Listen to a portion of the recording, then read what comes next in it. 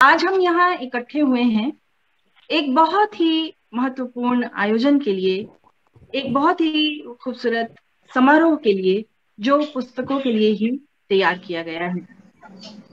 और इन्हीं भावनाओं के साथ हेमंत फाउंडेशन द्वारा प्रदत्त महत्वपूर्ण पुरस्कार समारोह में हम सब उपस्थित हैं। पिछले 20 वर्षों से हेमंत स्मृति कविता सम्मान राष्ट्रीय स्तर की अपनी प्रशंसनीय जगह बना चुका है और आज हम 20वें हेमंत स्मृति कविता पुरस्कार के अवसर पर यहाँ सब इकट्ठे हुए हैं। और बहुत ही गर्व का विषय है कि हमारे बीच बहुत सारी ऐसी महान हिंदी साहित्य की विभूतियां इकट्ठी हुई हैं जो इस मंच को भव्यता प्रदान कर रही हैं, गरिमा प्रदान कर रही हैं। कार्यक्रम का विधिवत प्रारंभ करते हुए आज के इस कार्यक्रम के लिए आदरणीय विजय बहादुर जी, जो हिंदी साहित्य में जिनका नाम जाना पहचाना है, सभी जानते हैं हम, वरिष्ठ कवि और आलोचक जो हैं हमारे आदरणीय विजय बहादुर जी, मैं विनम्र अनुरोध करूंगी कि वे आज के इस कार्यक्रम का, इस समारोह का अध्यक्षता पद स्वीकार करें, इसकी गरिमा को बनाएं। तालियों करतल ध्वनियों से स्वागत किया जाए आदरणीय विजय बहादुर। मुख्य अतिथि के रूप में वरिष्ठ साहित्यकार आदरणीय प्रमोद कुमार गोविल जी को सादर आमंत्रित करती हूँ। बहुत बहुत स्वागत है सर आपका, बहुत बहुत अभिनंदन। धन्यवाद आपका। हमारे इस कार्यक्रम के सारस्वत अतिथि आदरणीय गिरीश पंकज जी, जो जिनका भी नाम हम बहुत अच्छे से जानते हैं, उनके कार्य को देख रहे हैं। एक चित्रकार हैं, एक व्यंग्यकार हैं, एक कवि हैं, लेखक हैं, मतलब एक तरह से कहेंगे कि बहुत ही वरिष्ठ साहित्यकार हैं जिनका हमें हमेशा मार्गदर्शन प्राप्त होता रहता है। आदरणीय गिरीश पंकज जी को सारस्वत अतिथि स्वीकार करने के लिए आमंत्रित करती हूँ। बहुत बहुत स्वागत है सर आपका। हमारे साथ आज के इस समारोह के विशिष्ट अतिथि वरिष्ठ कवि ओम निश्चल जी जुड़ चुके हैं। आपका बहुत बहुत स्वागत है आदरणीय, बहुत बहुत सादर स्वागत। शुक्रिया बहुत। साथियों, हमारे बीच प्रमुख वक्ता आदरणीय आशुतोष दुबे जी हैं, उनका बहुत बहुत स्वागत करती हूँ। अभिनंदन आपका सर। तो साथियों, जैसे कि कहा जाता है, मनुष्य के स्वभाव की सुरक्षा के लिए कविता चट्टान का काम करती है। जी हाँ, और इसी चट्टान को और पुख्ता करने के लिए पिछले 20 वर्षों से हेमंत फाउंडेशन अपना महत्वपूर्ण योगदान दे रही है। देश की का एक प्रतिष्ठित पुरस्कार है हेमंत पुरस्कार, स्मृति पुरस्कार, जिसके विषय में हमारे बीच उपस्थित हैं डॉक्टर प्रमिला वर्मा जी। उनसे हम कुछ जानकारी प्राप्त करेंगे। इससे पूर्व मैं उन्हें आमंत्रित करूं, उनका छोटा सा परिचय पढ़ देती हूँ। प्रमिला वर्मा जी पीएचडी हैं। पिछले 20 वर्षों से अखबार फीचर संपादन में पर कार्यरत हैं और अभी तक उनके 6 कहानी संग्रह, 2 उपन्यास प्रकाशित हो चुके हैं। दी संडे इंडियन पत्रिका में 21वीं सदी की 111 महिला लेखिकाओं में आपका नाम दर्ज हो चुका है। बहुत ही गर्व का विषय है और आपके विशेष संग्रहों में कहानियां प्रकाशित होती रहती हैं और हेमंत फाउंडेशन ट्रस्ट की आप संस्थापक और सचिव हैं। बहुत बहुत स्वागत है प्रमिला जी आपका। और इस हेमंत फाउंडेशन और इसके साथ जुड़े हुए तथ्यों की जानकारी आपसे हम जानना चाहेंगे। स्वागत है। धन्यवाद रुपेंद्र जी। मेरी आवाज आ रही है? जी, बहुत अच्छी आवाज आ रही है। ठीक है। आदरणीय मंच, उपस्थित सभी प्रबुद्ध जनों को मेरा नमस्कार। वैसे तो इस ट्रस्ट से और इसके सम्मान पुरस्कार आदि से सभी परिचित हैं, लेकिन प्रत्येक वर्ष की भांति ट्रस्ट का परिचय देना अनिवार्य हो जाता है ताकि इस समारोह में जो पहली बार उपस्थित हुए हैं उन्हें भी ट्रस्ट के कार्यकलापों की जानकारी हो सके। हमने विजय वर्मा मेमोरियल ट्रस्ट की स्थापना 1997 में की थी। स्थापना की रूपरेखा प्रसिद्ध पत्रकार अब स्वर्गीय आलोक भट्टाचार्य एवं सुप्रसिद्ध समीक्षक भारत भारद्वाज जी के सानिध्य में हुई। भारत जी आज तक इस ट्रस्ट से जुड़े हैं और निर्णायक भी हैं। विजय वर्मा ट्रस्ट की स्थापना को 3 वर्ष ही हुए थे कि संभावनाशील युवा कवि संतोष जी की एकमात्र संतान हेमंत का 23 वर्ष की उम्र में एक सड़क दुर्घटना में निधन हो गया। अचानक ही एक दिन हेमंत की डायरी में 50 के लगभग कविताएं और रेखा चित्र देखकर हम लोग अचंभित रह गए।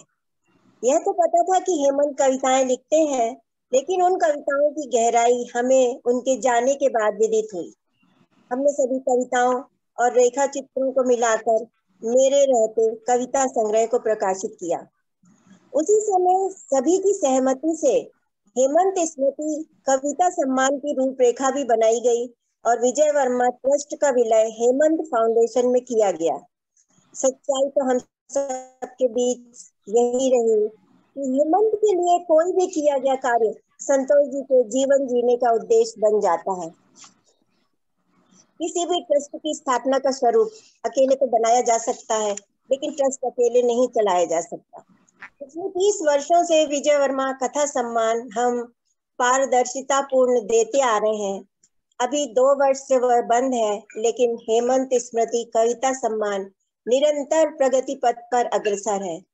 यह हम दोनों बहनों संतोष जी और मेरे के अथक परिश्रम का परिणाम है। जब हम स्मारिका के लिए विज्ञापन जुटाने इस ऑफिस से उस ऑफिस पैदल या बस से जाते थे, बस मन में यही था कि इसे बंद नहीं करना है। तभी जेजेटी यूनिवर्सिटी के चांसलर आदरणीय विनोद टिबड़ेवाला जी ने इस प्रतिभावान कवि की याद को अक्षुण्ण बनाए रखने के लिए ट्रस्ट पर अपना वरद हस्त रखा। उनके सहयोग से ये सुचारू रूप से चलने लगा। उनका बहुत बहुत धन्यवाद देती हूँ। हेमंत स्मृति कविता सम्मान आज 20वें पायदान पर पूर्ण ख्याति के साथ खड़ा है। इसमें शामिल है उनकी माँ संतोष जी का आशीर्वाद और हम सभी का प्यार जो हेमंत के प्रति है। ट्रस्ट से जुड़े अन्य सदस्य और हम दोनों बहनों का शुरुआती वर्षों में इस चुनौती को स्वीकार करते रहकर निरंतर आगे बढ़ते जाना। ट्रस्ट अंबर पांडे को उनके कविता संग्रह कोलाहल की कविताओं के लिए हेमंत स्मृति पुरस्कार सम्मान प्रदान कर गौरव का अनुभव करता है। अंबर पांडे जी को बहुत बहुत बधाई। उनका ये संग्रह हिंदी काव्य जगत में अपनी उपस्थिति हमेशा दर्ज कराता रहेगा। आप सबकी उपस्थिति हमारी ऊर्जा को बढ़ाता है, आगे बढ़ने की प्रेरणा देता है। आप सभी को बहुत बहुत धन्यवाद। धन्यवाद प्रमिला जी, आपने बहुत ही खूबसूरती से हेमंत फाउंडेशन ट्रस्ट के बारे से बताया, जिसमें विजय भाई साहब और हेमंत के बारे से आपने कहा कि एक ऐसे समय में वो हमसे जुदा हुए जब उनकी जिंदगी पूरी बची हुई थी, उन्हें बहुत कुछ करना था और उसी को आधार मानकर माँ और मौसी ने बहुत ही खूबसूरती से इस कार्यक्रम को आगे बढ़ाया है। तो साथियों, अब कार्यक्रम के अगले पड़ाव पर हम पहुंच चुके हैं और मैं आमंत्रित करना चाहूंगी संतोष श्रीवास्तव जी को निर्णायकों द्वारा भेजी संस्तुति पढ़ने के लिए। मैं संतोष जी का छोटा सा परिचय देना चाहूंगी, हालांकि वो परिचय की मोहताज नहीं है। संतोष जी की 22 पुस्तकें प्रकाशित हो चुकी हैं तथा 4 अंतर्राष्ट्रीय और 18 प्रादेशिक स्तर के आपको पुरस्कार प्राप्त हो चुके हैं। संतोष जी की 6 पुस्तकों पर एमफिल तथा अलवर, लखनऊ, यवतमाल, पटियाला से संतोष जी के साहित्य पर पीएचडी भी की जा चुकी है। विभिन्न विश्वविद्यालयों में स्त्री विमर्श की पुस्तक मुझे जन्म दो माँ शोध छात्रों के लिए संदर्भ ग्रंथ के रूप में सम्मिलित की गई है। संतोष जी का लेखन भारत की विभिन्न भाषाओं में अनुवादित हुआ है और साथ ही world literary forum for peace and human rights Bhutan के ने संतोष जी को को इंटरनेशनल एम्बेसडर ऑफ पीस का स्टेटस भी दिया है। तो संतोष दीदी को मैं सादर आमंत्रित करूंगी निर्णायकों द्वारा भेजी संस्तुति को पढ़ने के लिए। स्वागत है आपका। धन्यवाद रूपेंद्र।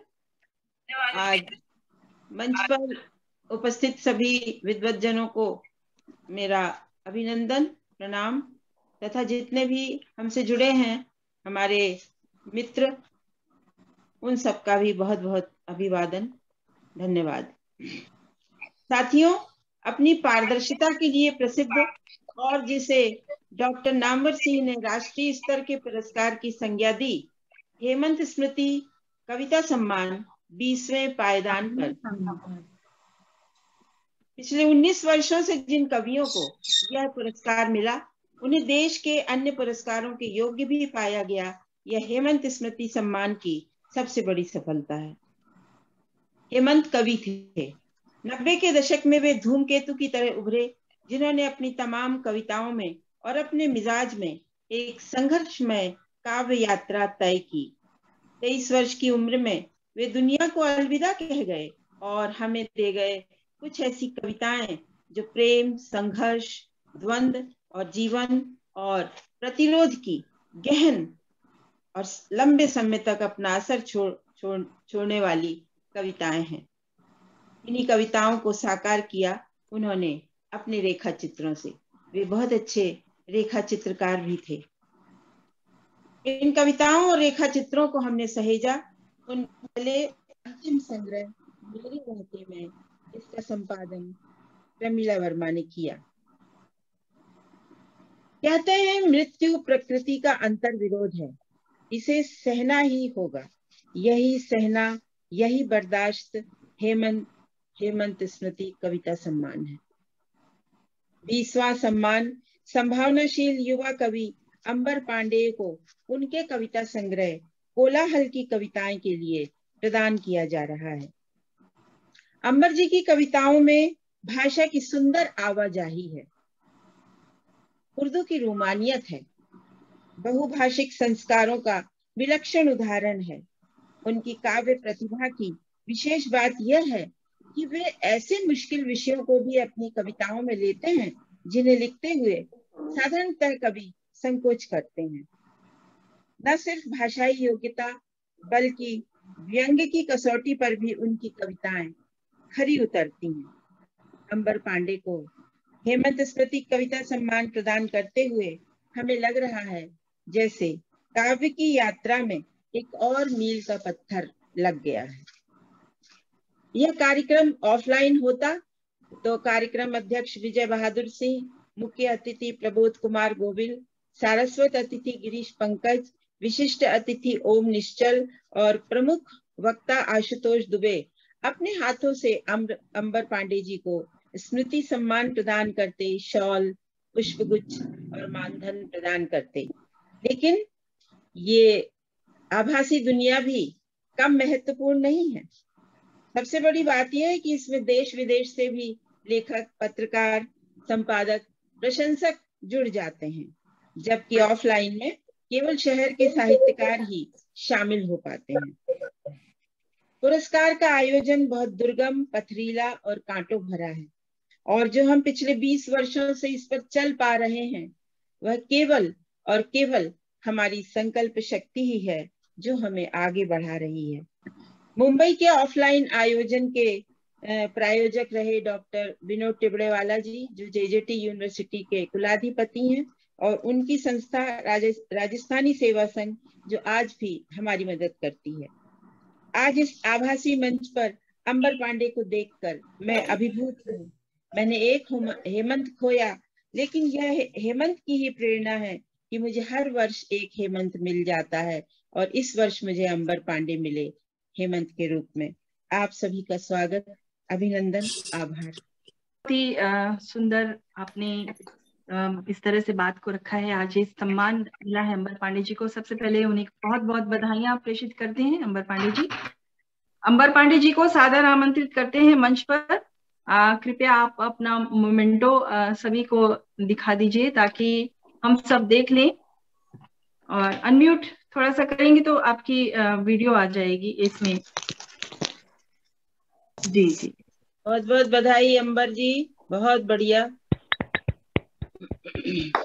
बहुत बहुत बधाइयां आपको। बहुत बहुत बहुत बधाई, बहुत बहुत बधाई। बधाई आपको और बहुत बहुत बधाई अंबर को। आप सभी का बहुत धन्यवाद।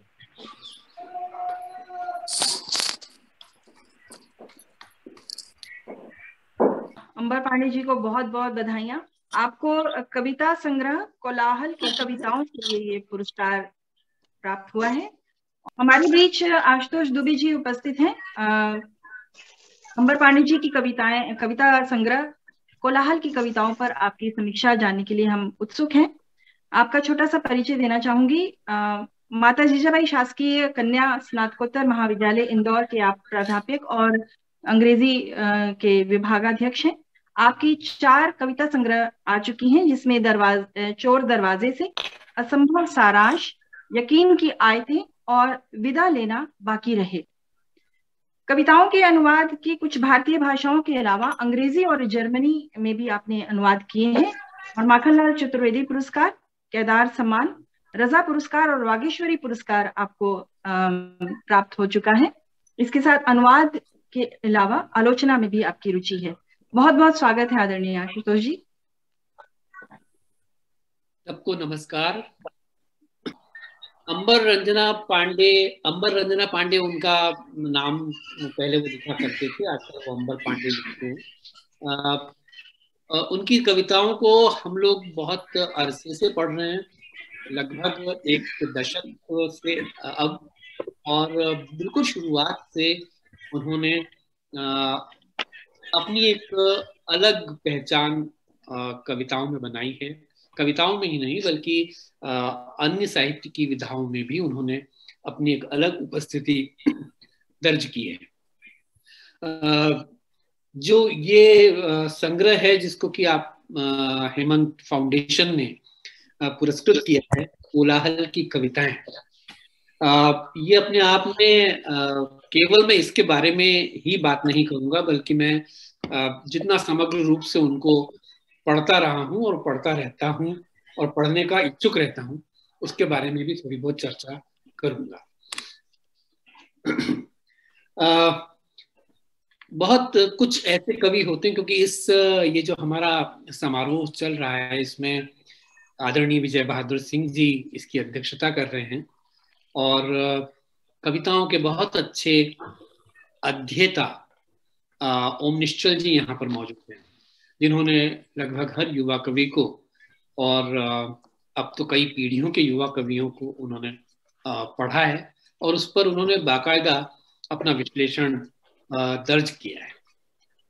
तो जो सबसे पहली बात हमें अंबर में लगती है वो ये है कि वो एक ऐसे कवि हैं जो, हर कवि का एक उद्यम होता है कि उसकी एक, बल्कि साहित्यकार मात्र है कि उसकी एक अलग पहचान बने, उसकी एक ऐसी शख्सियत, एक ऐसा व्यक्तित्व उसका साहित्य वाला बने जिसकी अलग से ही एक स्थिति हो, स्थान बने।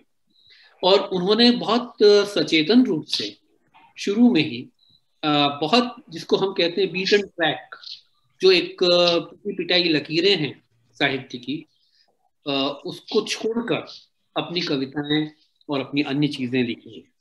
तो सबसे पहले उनकी जो भाषा है वो हमारा ध्यान खींचती है, खासतौर पर उनका डिक्शन, यानी वो शब्दावली जो वो उपयोग में लाते हैं, और वो बिल्कुल भी समकालीन, हम कह सकते हैं कि समकालीन एक ढर्रा बना हुआ है, उससे वो बिल्कुल अलग विचलन वाली भाषा है। अलावा इसके रचनाएं हैं, काव्यात्मक संरचना, वो भी समकालीन मुहावरे के और शिल्प के उन प्रतिमानों पर बिल्कुल नहीं बैठती, बिल्कुल अलग तरीके से वो अपनी कविताएं लिखते हैं।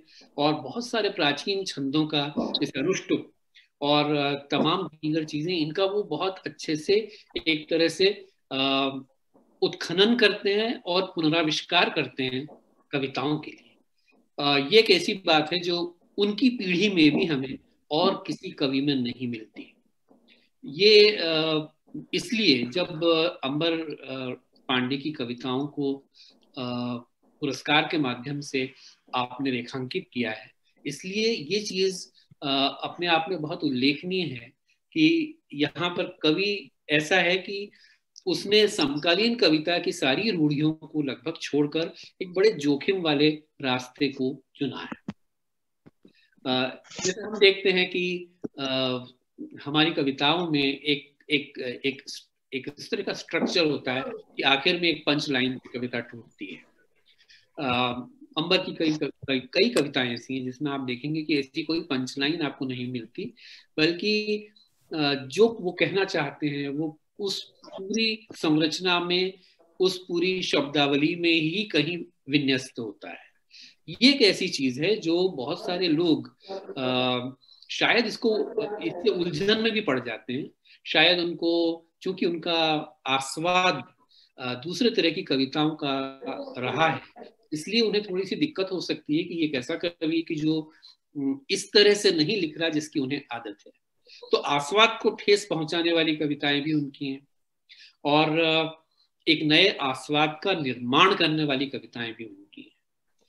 तो ये एक बहुत ऐसा कवि जो कि अभी अभी आया, जिसका एक ही संग्रह हमारे सामने है अभी, उसने अगर इतना कुछ किया है तो वो बहुत महत्वपूर्ण है। और उस बात को बहुत सारे लोगों ने, जो हमारे मर्मज्ञ लोग हैं, जो हमारे विद्वान लोग हैं, जो हमारे सुधीजन हैं, उन्होंने इस बात को बाकायदा अंकित किया है, दर्ज किया है। स्मृति उनकी कविताओं में किस तरह आती है, इसको भी थोड़ा सा हम अगर देखें तो बड़ा मजेदार सा लगता है कि स्मृति को लेके बहुत सारी कविताएं लिखी जाती हैं, क्योंकि स्मृति एक बहुत बड़ा उपादान है कविताओं का। लेकिन अंबर की कविताओं में उस तरह का व्यक्तिगत नॉस्टैल्जिया आपको नहीं मिलता है, बल्कि वो ऐसी कविताओं से थोड़ा सा दूरी बनाकर चलते हैं, क्योंकि शायद ये उनकी प्रकृति है कि वो बहुत ज्यादा कवि के रूप में अपने व्यक्तिगत को बहुत ज्यादा वो जाहिर नहीं करते, बल्कि कहना चाहिए कि वो बहुत सारे फॉल्स क्लूज अपने बारे में देके थोड़ा सा अपने आप को छुपाते हुए चलते हैं, और बहुत सारे अपने किरदारों में अपने को बांट देते हैं। तो स्मृति का एक अलग किस्म का, जिसको हम कह सकते हैं अभ्यंतरीकरण, उनके यहाँ मिलता है, जो नॉस्टैल्जिया की तरह नहीं है, लेकिन वो भाषा को ही स्मृति का एक उपकरण बनाते हैं, और व्यक्तिगत स्मृति के बजाय जातीय स्मृति की तरफ हम सबको ले जाते हैं, पाठक को ले जाते हैं। ये भी उनकी कविता का जो उनके समकालीन कवियों में हमें नहीं मिलता है। ये एक खास बात है कि ये जो पीढ़ी है जिसमें अंबर आते हैं, वो बहुत ही प्रतिभाशाली कवियों की पीढ़ी है। उसमें बहुत अलग अलग तरह के बहुत जबरदस्त रचनाकार हैं, कवि हैं खास तौर पर, और उन सब में एक अलग स्वर अंबर ने इन हिकमतों के कारण अर्जित किया है।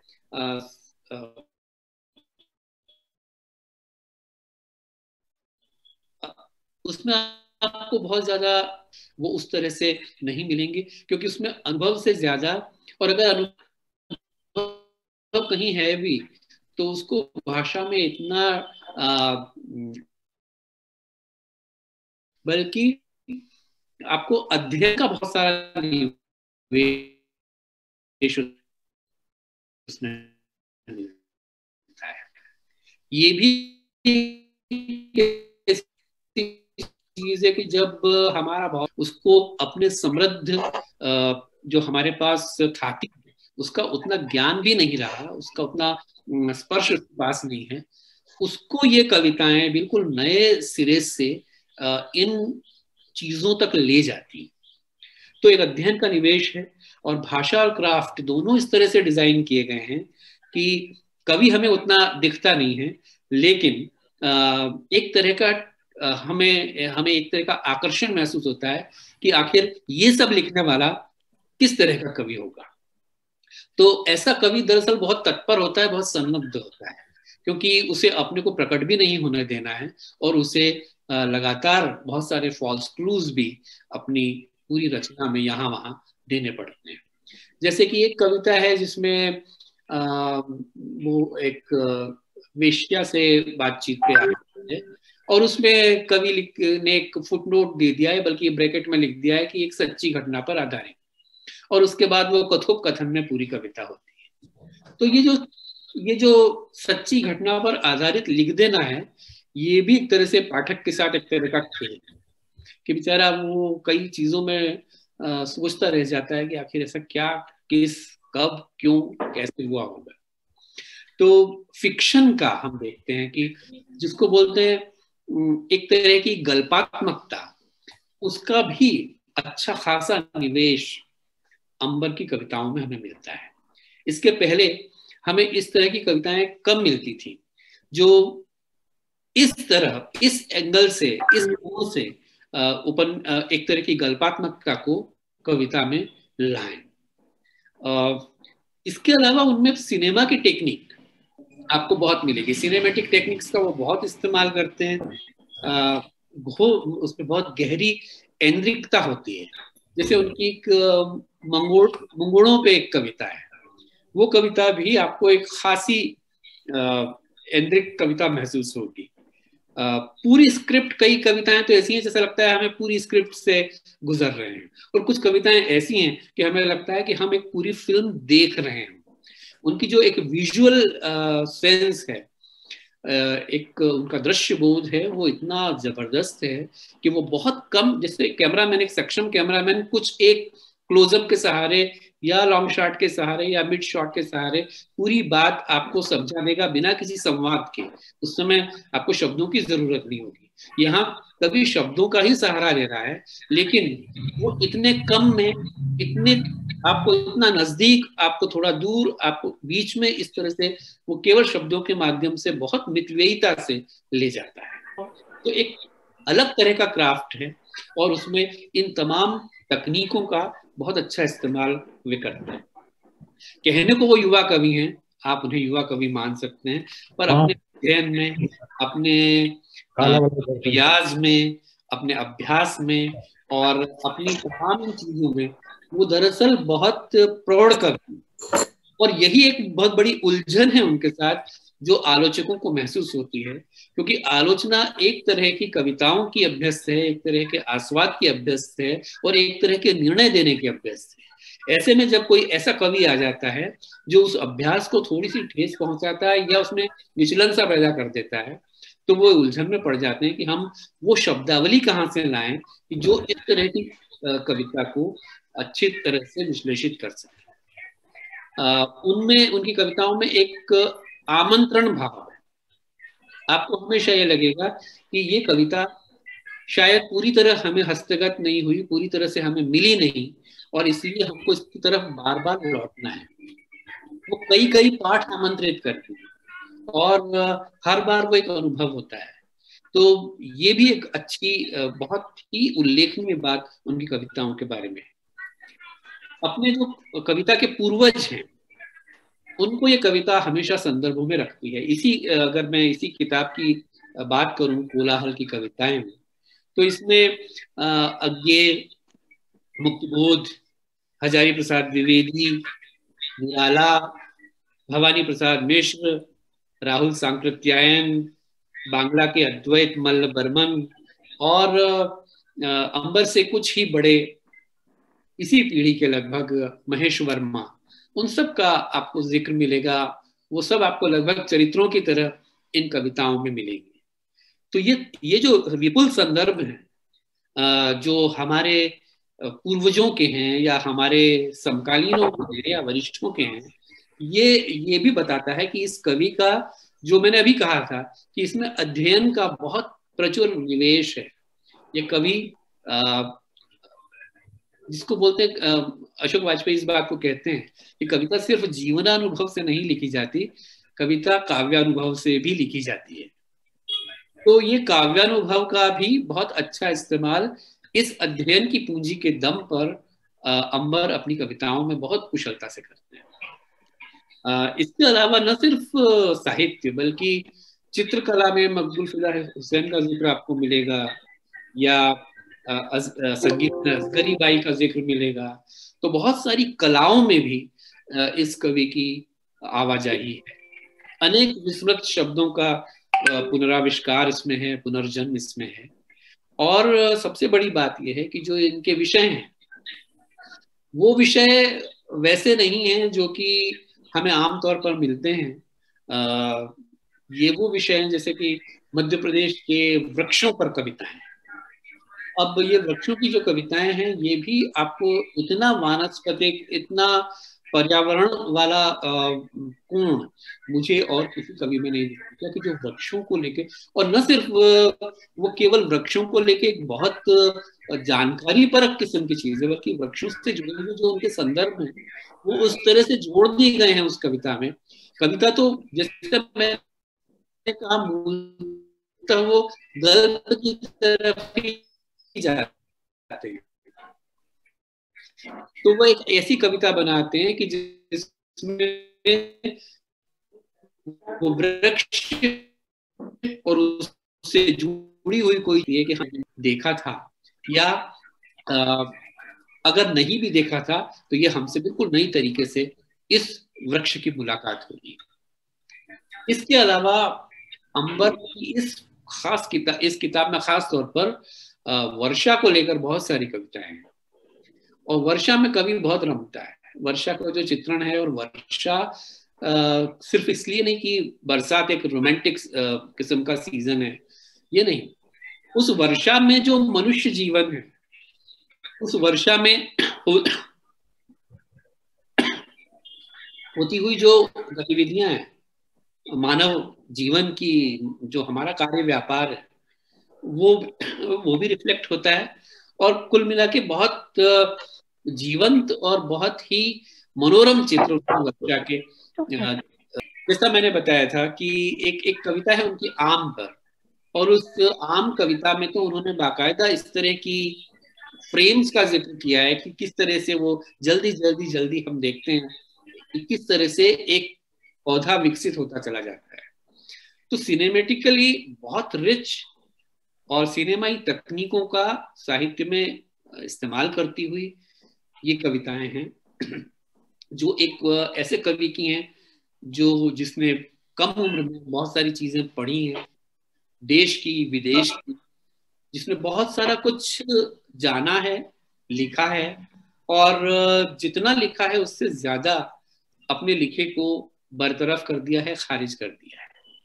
तो ये एक बहुत बड़ी बात उनकी कविताओं में है, और मैं बहुत बधाई देता हूँ हेमंत फाउंडेशन को।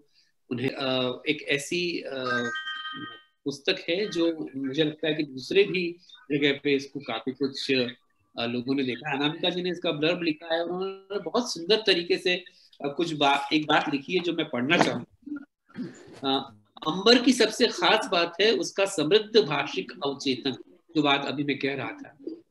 एक तरफ लोकाख्यान, मिथक और प्राचीन रीति ग्रंथों से तन्मय अंतर्संवाद, और दूसरी ओर संसार की विषम और विवादी स्वर लहरियां और अन्य ध्वनियां या साउंड बाइट्स मिलजुल कर एक संश्लिष्ट अर्थग्राम रचते हैं, जो इतना ही बहुरंगी, बहुध्वन्यात्मक और खुला हुआ है जितना हमारा अपना वजूद, इतिहास और अपनी गंगा जमनी तहजीब। तो आपने मुझे यह अवसर दिया कि मैं इन कविताओं में कुछ बातें रख सकूं। आपका बहुत बहुत धन्यवाद। धन्यवाद सर, आपने इतनी अच्छी समीक्षा पढ़ी है अंबर जी की संग्रह की कि जिज्ञासा बढ़ रही है हमारी कि उनकी कविताएं हम जितनी जल्दी हो सके पढ़ सकें। बहुत ही खूबसूरती से आपने इन कविताओं पर अपनी बात रखी, और किस तरह से इनकी भाषा शैली दूसरों से अलग करती है, और किस तरह से जो सम्मान इनको मिला है वो सार्थक सम्मान मिला है, आपने इस बात पर पुष्टि की है। बहुत बहुत धन्यवाद आपका। रूपेंद्र जी, अब आप सुन पा रही होंगी। अनुराधा सिंह हूँ मैं। हाँ जी, मैं आप ही को बुलाने वाली थी। अनुराधा जी, आप जुड़ चुकी हैं। हम कार्यक्रम में थोड़ा सा और फेरबदल करते हैं, जो पहले आना चाहिए था वो अब हो रहा है। तो मैं अनुराधा जी से ही उनके मनोगत जो विचार हैं उनको सुनना चाहेंगे। हम सब उन्हें आमंत्रित करती हूँ। स्वागत है अनुराधा जी। आप सबको यहाँ उपस्थित सभी आदरणीय प्रबुद्धजनों को मेरा नमस्कार। मेरी आवाज ठीक नहीं है, कोविड से अभी उठी हूँ, फिर भी मैं आज का दिन मेरे लिए बहुत महत्वपूर्ण था। किसी भी सम्मानित कवि के लिए यह बात बहुत महत्वपूर्ण होती है कि उसको दिया गया सम्मान आगे किन कवियों को दिया जाता है। क्या वे कवि उतनी या अधिक सामर्थ्य के हैं, या असमर्थ हैं, यह उस कवि के लिए लगातार सम्मानित होने का विषय है कि उसके बाद आए हुए कवि समर्थ हों उस सम्मान में। अभी मैं आशुतोष जी को सुन रही थी, बहुत अच्छा उन्होंने बोला। और दरअसल मेरा आज का मुख्य उद्देश्य सबको सुनना ही है, प्रबुद्ध जनों को। लेकिन अंबर पांडे की कविताओं में के विषय में अगर मुझे बोलने के लिए कहा जाए और वह अवसर में चूक जाऊं तो ये मेरे लिए दुर्भाग्यपूर्ण बात होगी। मैं यहाँ पर कुछ 2-3 बिंदु उठाऊंगी क्योंकि अनौपचारिक रूप से आई हूँ, तो जिससे समय कम लगे। अंबर पांडे की कविताओं में जो सबसे महत्वपूर्ण बात है, जो हमारी पीढ़ी के अन्य कवियों में बहुत जल्दी जल्दी देखने को नहीं मिलती है, वह उनकी कविताओं की शास्त्रीयता। ये बहुत महत्वपूर्ण बात है। आप देखिए, अभी उसके बाद मतलब और भी जगह आप देखेंगे कि कवि शास्त्रीयता को एक फैशन की तरह से इस्तेमाल करने लगे हैं, भाषा में, शैली में, या विभिन्न प्रसंग उठाते हैं। लेकिन अंबर की कविताओं में जो शास्त्रीयता आती है, मुझे वह हमेशा ऐसा लगता है कि वह उनके विशद अध्ययन का एक छोटा सा हिस्सा भर, जैसे टिप ऑफ एन आइसबर्ग। बिल्कुल ऐसा लगता है कि उन्होंने बहुत व्यापक अध्ययन किया है और बस एक प्रसंग के ऊपर कविता लिखती है। तो जब वे किसी पौराणिक आख्यान पर या किसी इस प्रकार की विषय वस्तु को कविता के लिए उठाते हैं, प्राचीन विषय वस्तु को, तो आप देखिए कि न सिर्फ भाषा, शैली और प्रसंग, वे बिल्कुल उससे एकात्मकता में चले जाते हैं उस प्रसंग के संग। और हम साथ में उनका जो कहने वह इतना सहज होता है कि जैसे अन्य कवि जब इस विषय वस्तु को चुनते हैं तो वे बोझिल हो जाते हैं। अंबर की कविताएं, मुझे नहीं लगता है कि किसी ने अगर पहली पंक्ति को पढ़ना आरंभ किया तो वह अंत तक नहीं पढ़ता चला जाएगा। यह उनकी किसी भी कविता की बहुत बड़ी खासियत है। दूसरी एक बात है कि अंबर पांडे को मुझे नहीं लगता अभी समकालीन कविता में कोई भी ऐसे पाठकगण होंगे जो इस नाम से अपरिचित होंगे। तो अंबर ने एक बहुत बड़ा एक जोखिम वाले कवि हैं, ये दुस्साहसी कवि आप कहेंगे। इन्होंने एक पर्याप्त ख्याति पा ली थी अपनी कविताओं से, उसके बाद ये आराम से बैठ सकते थे। लेकिन अंबर पांडे को मैं हमेशा देखती हूँ कि वे अपने ही किए हुए काम को खारिज तो नहीं कहेंगे, छोड़ कर आगे अपने ही किए काम को छोड़ के आगे बढ़ते रहते हैं। इन दिनों में भी उपन्यास लिख रहे हैं, कहानियों में अच्छा काम कर रहे हैं, लेकिन कविताओं में भी उनकी 2 पेन नेम से जो कविताएं आई थी, तोता बाला ठाकुर और दो, आप देखिए बिल्कुल ही अलग आस्वाद की कविताएं हैं। लेकिन वे दोनों पेन नेम से लिखी हुई कविताएं आज के साहित्यिक परिदृश्य की बड़ी घटनाएं मानी जाती हैं। उन्हें एक फेक आईडी करके खारिज नहीं कर दिया गया। उन कविताओं से भी आपको अंबर कवि की सामर्थ्य का पता चलता है। दूसरा, मैं एक बहुत बड़ा और गुण अंबर की कविताओं में देखती हूँ, है दृश्यात्मकता। देखिए, अनेक कवि हमसे पहले और हमारे समय के कविताओं में दृश्यों को उकेरते हैं, लेकिन अंबर जिस तरह से दृश्यात्मकता दृश्यों को लाते हैं अपनी कविताओं में, वे अभूतपूर्व है। वे निष्प्रय भाव से एक दृश्य को ऐसे ही कसीदाकारी से कविता में रखते हैं। मुझे अनेक कविताएं मैं भूल भी जाऊं, जैसे कुछ समय पहले मैं और अंबर ही इस बात को आपस में चर्चा कर रहे थे कि आजकल रचनाकारों को सेलिब्रेट किया जा रहा है, लोग रचनाएं भूल जाते हैं। आप देखिए, आप अंबर रंजना पांडे की कविताओं को आप नहीं भूलेंगे, रचनाओं को आप, क्योंकि उनके दृश्य जो हैं अविस्मरणीय हैं। वे वर्षा का दृश्य है, जैसे आशुतोष जी अभी कह रहे थे, एक वेश्या के, निर्धन वेश्या के घर का दृश्य है, या किसी सात्विक रसोई का दृश्य है, सिनेमा जाती हुई 2 स्त्रियों का दृश्य है। वे दृश्य को उकेर देते हैं। लिजी भावुकता या कारुणिक प्रसंग उनकी कविताओं में नहीं आते हैं। बहुत मुझे लगता है संयम के साथ उन्होंने यह सामर्थ्य पाई है कि वे कविताओं से दूर खड़े होकर, और वे उन्हें कैसे हर पीढ़ी में उनकी कविताओं की इसी कारण प्रशंसक है। साथ में वे कभी तात्कालिक कविताएं नहीं, तात्कालिक विषयों पे नहीं लिखते हैं उनकी कविताएं, क्योंकि इसका एक कारण है। मुझे ऐसा लगता है कि जब कवि में स्तरीयता आ जाती है भाषा और शैली और वर्णन की, तब वह यह साहस जुटाता है कि मैं एक सार्वभौमिक कविता लिखूंगा, सार्वकालिक। वरना अधिकतर कवि जल्दी जल्दी तात्कालिक विषयों पर कविता लिखकर प्रसिद्धि पा लेना चाहते हैं, पर उन कविताओं की आयु भी उतनी होती है, मुद्दा खत्म होता है, वे कविताएं समाप्त हो जाती हैं। तो मुझे लगता है कि उनकी अपनी प्रतिभा और साथ में उनका अध्ययन उन्हें यह साहस देता है। जैसे कि ये सब मुझे लगता है मेरे बाद आने वाले वक्ता इससे अधिक इन विषयों पे बात करेंगे, पर एक समकालीन और अंबर के साथ लिखती हुई कवि के तौर पर मैं इन्हीं बिंदुओं की वजह से अंबर की खासी प्रशंसक रही हूँ। और हेमंत फाउंडेशन की मैं विशेष रूप से आभारी हूँ कि हेमंत जैसे प्रतिभाशाली अल्पायु में ही इस दुनिया को छोड़ चुके कवि की याद में वे अंबर जैसे कवियों को याद रखते हैं और उनकी को इतने समर्थ कवियों को सम्मानित कर इस सम्मान का भी मुझे लगता है अपना मूल्य बढ़ता जाता है दिनों दिन।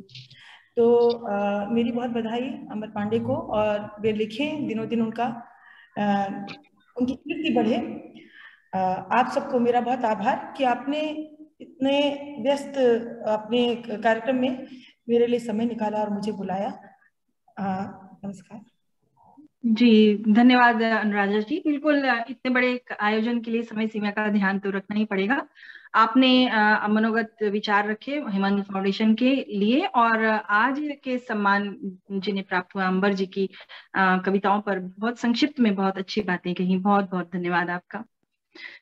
आशुतोष जी से और जैसे कि अभी अनुराधा जी से समीक्षाएं हमने सुनी, और उसके बाद में बिल्कुल मन होता है कि जिन्हें आज पुरस्कृत किया गया अंबर पांडे जी, उनसे भी हम कुछ कविताएं जरूर सुने और साथ ही उनके कुछ विचार भी जाने। तो अंबर जी को मैं आमंत्रित करना चाहूंगी। छोटा सा एक परिचय दिया है आपने, वो परिचय पढ़ देना चाहती हूँ। 15 दिसंबर को आपका जन्म हुआ। मुंबई और यूएसए में दर्शन शास्त्र की शिक्षा आपने प्राप्त की। कविताओं की एक किताब कोलाहल की कविताएं, जो अपने आप में ही जो शीर्षक है वो वाकई में लगता है कि कितना कोलाहल होगा इसमें, प्रकाशित हो चुका है, जिस पर अमर उजाला शब्द सम्मान प्राप्त हुआ है, और अभी हेमंत सम्मान प्राप्त हुआ आपको। और विभिन्न पत्रिकाओं में कथा साहित्य आपका प्रकाशित होता रहा है, और फ्रेंच और जर्मन में आप अनुवाद करते हैं। और बिल्कुल आपको स्वागत है आपका। आपसे कुछ कविताएं और साथ में आपकी बात सुनना चाहेंगे। स्वागत है। अनम्यूट कर लें आप। आप सभी को नमस्कार, और आशुतोष जी और अनुराधा जी को बहुत बहुत आभार कि उन्होंने मेरे लिए इतनी अच्छी बातें कही। मेरी आवाज भी बहुत बदली हुई है कोरोना के कारण, ऐसी आवाज नहीं है मेरी, अलग आवाज है। और हेमंत जी की स्मृति को मैं प्रणाम करता हूँ, जिनके नाम से ये पुरस्कार मुझे दिया जा रहा है। और आप सभी का मैं आभार व्यक्त करता हूँ कि आप लोगों ने इतना समय निकाला और आप लोग यहाँ पे आए। इसके अलावा मैं 2 कविताएं पढ़ देता हूँ, बाकी तो मुझे कुछ ज्यादा कहना नहीं है, क्योंकि मैं अपनी कविताओं के बारे में क्या कह सकता हूँ। 2 कविताएं मैं पढ़ता हूँ। है अंगुलीमाल का कौवों की रक्षा करना। अंगुलीमाल के बारे में आप सभी जानते हैं। अंगुलीमाल जो थे, बुद्ध भगवान को देख के उनका हृदय परिवर्तन हो गया। अंगुलीमाल का कौवों की रक्षा करना। कौवों का झुंड झगड़ने लगा था, तथागत की छांव में सब थे। तथागत जामुन की छांव में थे। जामुन कौवों की छांव में था। सब कौवे ही कौवे डालियों पर अगणित नीड़। फल नित्य भूमि पर गिरा करते। जामुन के रस से धूल स्वर्ण सी लगती थी, इसीलिए ही भदंतों ने यहाँ ठाव किया था, स्वर्ण धूलि पर बुद्ध को देखने की इच्छा से। इतने शव सड़ते देखे, इतना दुख देखा, इतने रोगों का घर शरीर यह देखा, तब भी इस जामुन के वृक्ष के नीचे धूल नक्षत्रों सी भासमान है, उसके आसन पर बैठा देखने की कामना से तुमने यहाँ विश्राम करने का निश्चय किया था, और अब कौवों की विष्ठा से कंधे भर गए। अटकाए फलों के रस से केश चीकते कौवे इतना बोल रहे हैं कि असंभव है सुनना न ध्यान। अक्षय जामुन तक हाथ न आता, देर तक करो डालियों का परीक्षण।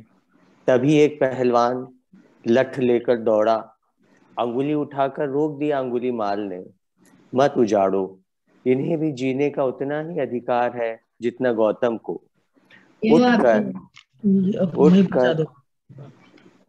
उठकर और चीवर से ढक भगवान का मस्तक खड़ा रहा पूरे दिन। और एक और कविता मैं आपको सुना देता हूँ।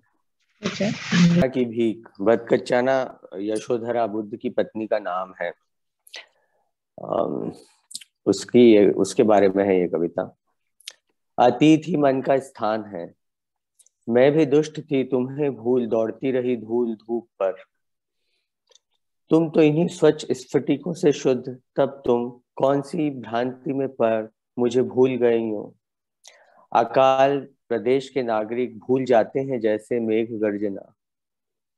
तुम इसी जनपद से जाओगे, तुम्हें देने को कहाँ रहे कच्चे फलों से सुकठोर स्तन, और उन स्तनों को वैसी ही कठोरता से नष्ट करने वाले हाथों में कैसा दिखता होगा सूखे कुम्हड़े का खप्पर।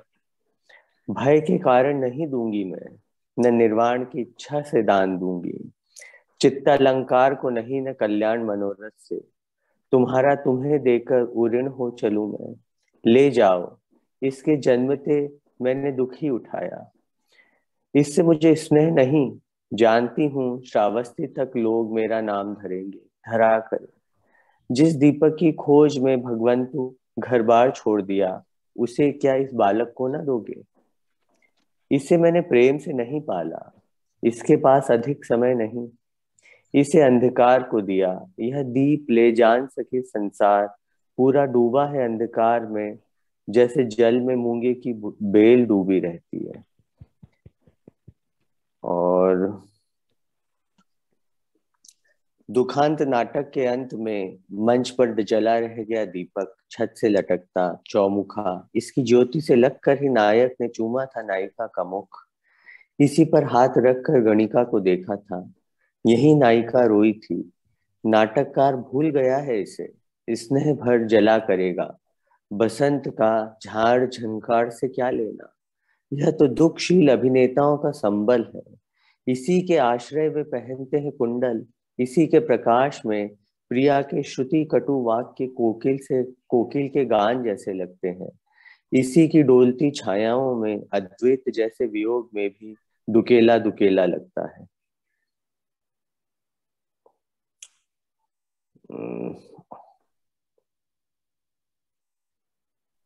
मैंने वो व्हाट्सएप कर दी है कविता व्हाट्सएप। ठीक है, आप तुरंत वहां से पढ़ दीजिए। मिल गए। जो शब्द ना सुहाए वह बदल देना, जो शब्द ना सुहाए वह बदल देना। काट देना लाइन नई जोड़ देना, छंद की चाल सुधार देना, बिगाड़ देना अगर दिन खराब हो और तुम गुस्से में हो। हिचकना मत, मेरी कविता एक पब्लिक लाइब्रेरी ही है। यहाँ तुम ला सकते हो अपनी प्रेयसी। बुरके वालियां यहाँ बुरका उतार स्कर्ट पहन सकती हैं। यहाँ आदमी आदमी से प्रेम कर सकता है, औरत औरत को लिख सकती है प्रेम पत्र। हिचकना मत, मेरी कविता को बदल देना इतना कि लौट कर आए तो मैं पहचान भी न पाऊं। प्यासे हो तो मटका बना लेना, शराबी हो तो सुराही, बीमार हो तो दवा की बोतल। कभी उपनिषद का गूढ़तम श्लोक मिलेगा, कभी उछटी उछटी तुकबंदी, कभी सिनेमा का गीत, कभी नौटंकी का चौबोला, कभी सूर का पद। आखिर मैं भी तो हाड़ मास का पुतला हूँ। मैं भी तो 44 डिग्री सेल्सियस तापमान की दोपहर में कई बार वासना से भरकर निकल पड़ता हूँ गलियों में भटकता। मुझे भी स्त्रियों ने गाली दी है, दुश्मन ने मेरी भी बाह उमेठी है। तुम हिचकना मत, चाहे जैसा अर्थ निकालना, बदल देना अर्थ जो अनुकूल ना हो। यहाँ कुछ भी शुद्ध नहीं, यहाँ सब कुछ मिला जुला है। मेरी कविता टेंट हाउस का तकिया, भांति भांति के मस्तक यहाँ विश्राम पा चुके। अश्रुओं से यह इतना भीजा है कि भय लगता है कोई दिन गाने न लगे। उन कंठों के गीत जो गाना नहीं जानते थे, केवल रोना जानते थे, जिनके लिए रोना ही गाना था। क्या बात है, बहुत ही खूबसूरत कविताएं आपकी अंबर जी, आपके मुंह से सुनी है। और लेकिन मैं ये कहना चाहूंगी, आपकी कविताएं बहुत ध्यान मांगती हैं और बहुत धीरे धीरे जितना हम उनको पढ़ते जाएंगे उतनी ही वो कविताएं खुलती चली जाएंगी। बहुत ही खूबसूरत कविताएं आपने कही। बहुत सुंदर, बहुत सुंदर। बधाई आपको। बहुत थैंक यू। बहुत बहुत बधाई। और एक बात कहनी है मुझे, आप एक बार मोमेंटो पकड़ के थोड़ा सा बैठे तो मैं एक तस्वीर ले लूं, क्योंकि उस टाइम मैं ले नहीं पाई थी।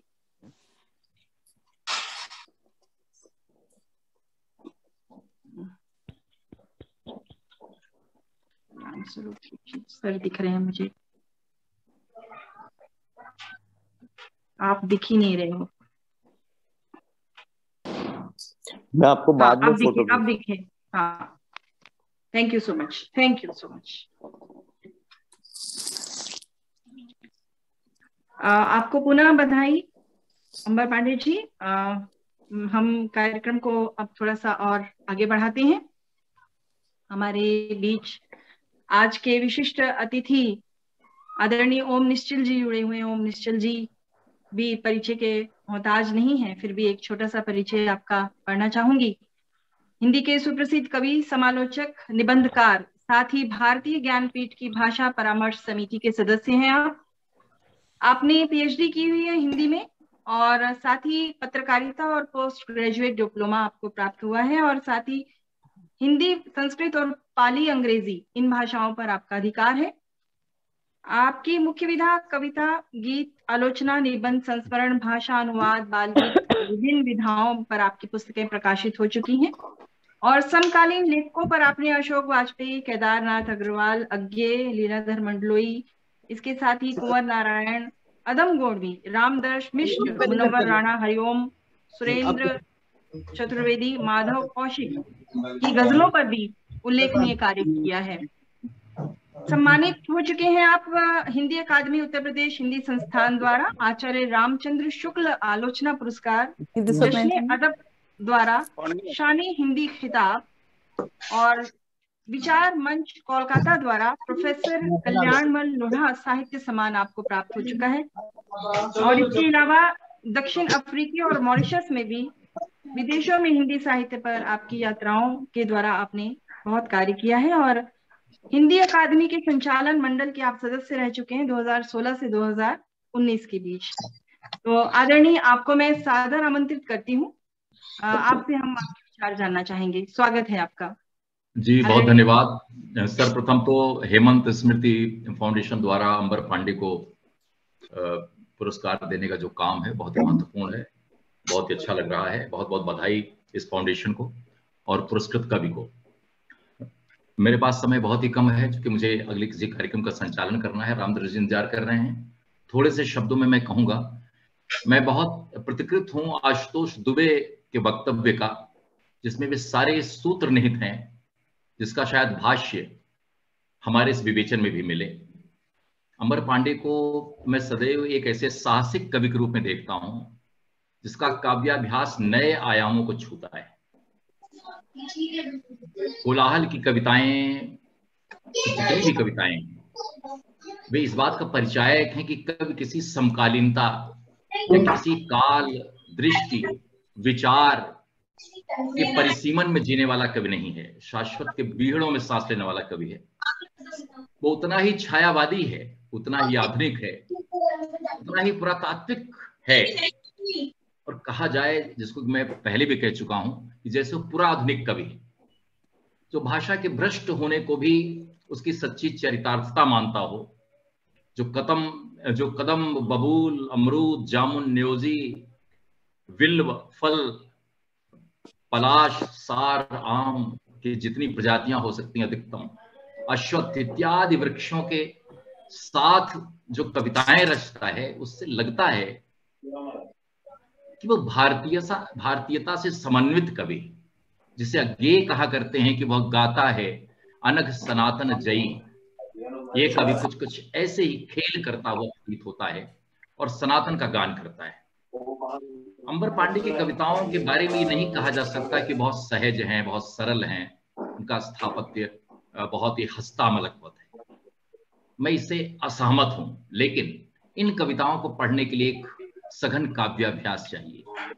पुरातन और आधुनिकतम में इन तमाम सरणियों में प्रवेश करने का मादा चाहिए, उसे बहुपठित और बहुश्रुत होना चाहिए। ये सरल सहज कविताएं नहीं हैं, लेकिन इसके साथ ही इन कविताओं में ऐसा बहुत कुछ है जिससे कविताओं की रीढ़ में एक नया रोमांच पैदा होता है। ये बात कही जा चुकी है, आशुतोष ने कही है, इन कविताओं का डिक्शन बहुत अलग है, वो समकालीनता से बिल्कुल अलग है। ये बात सच है।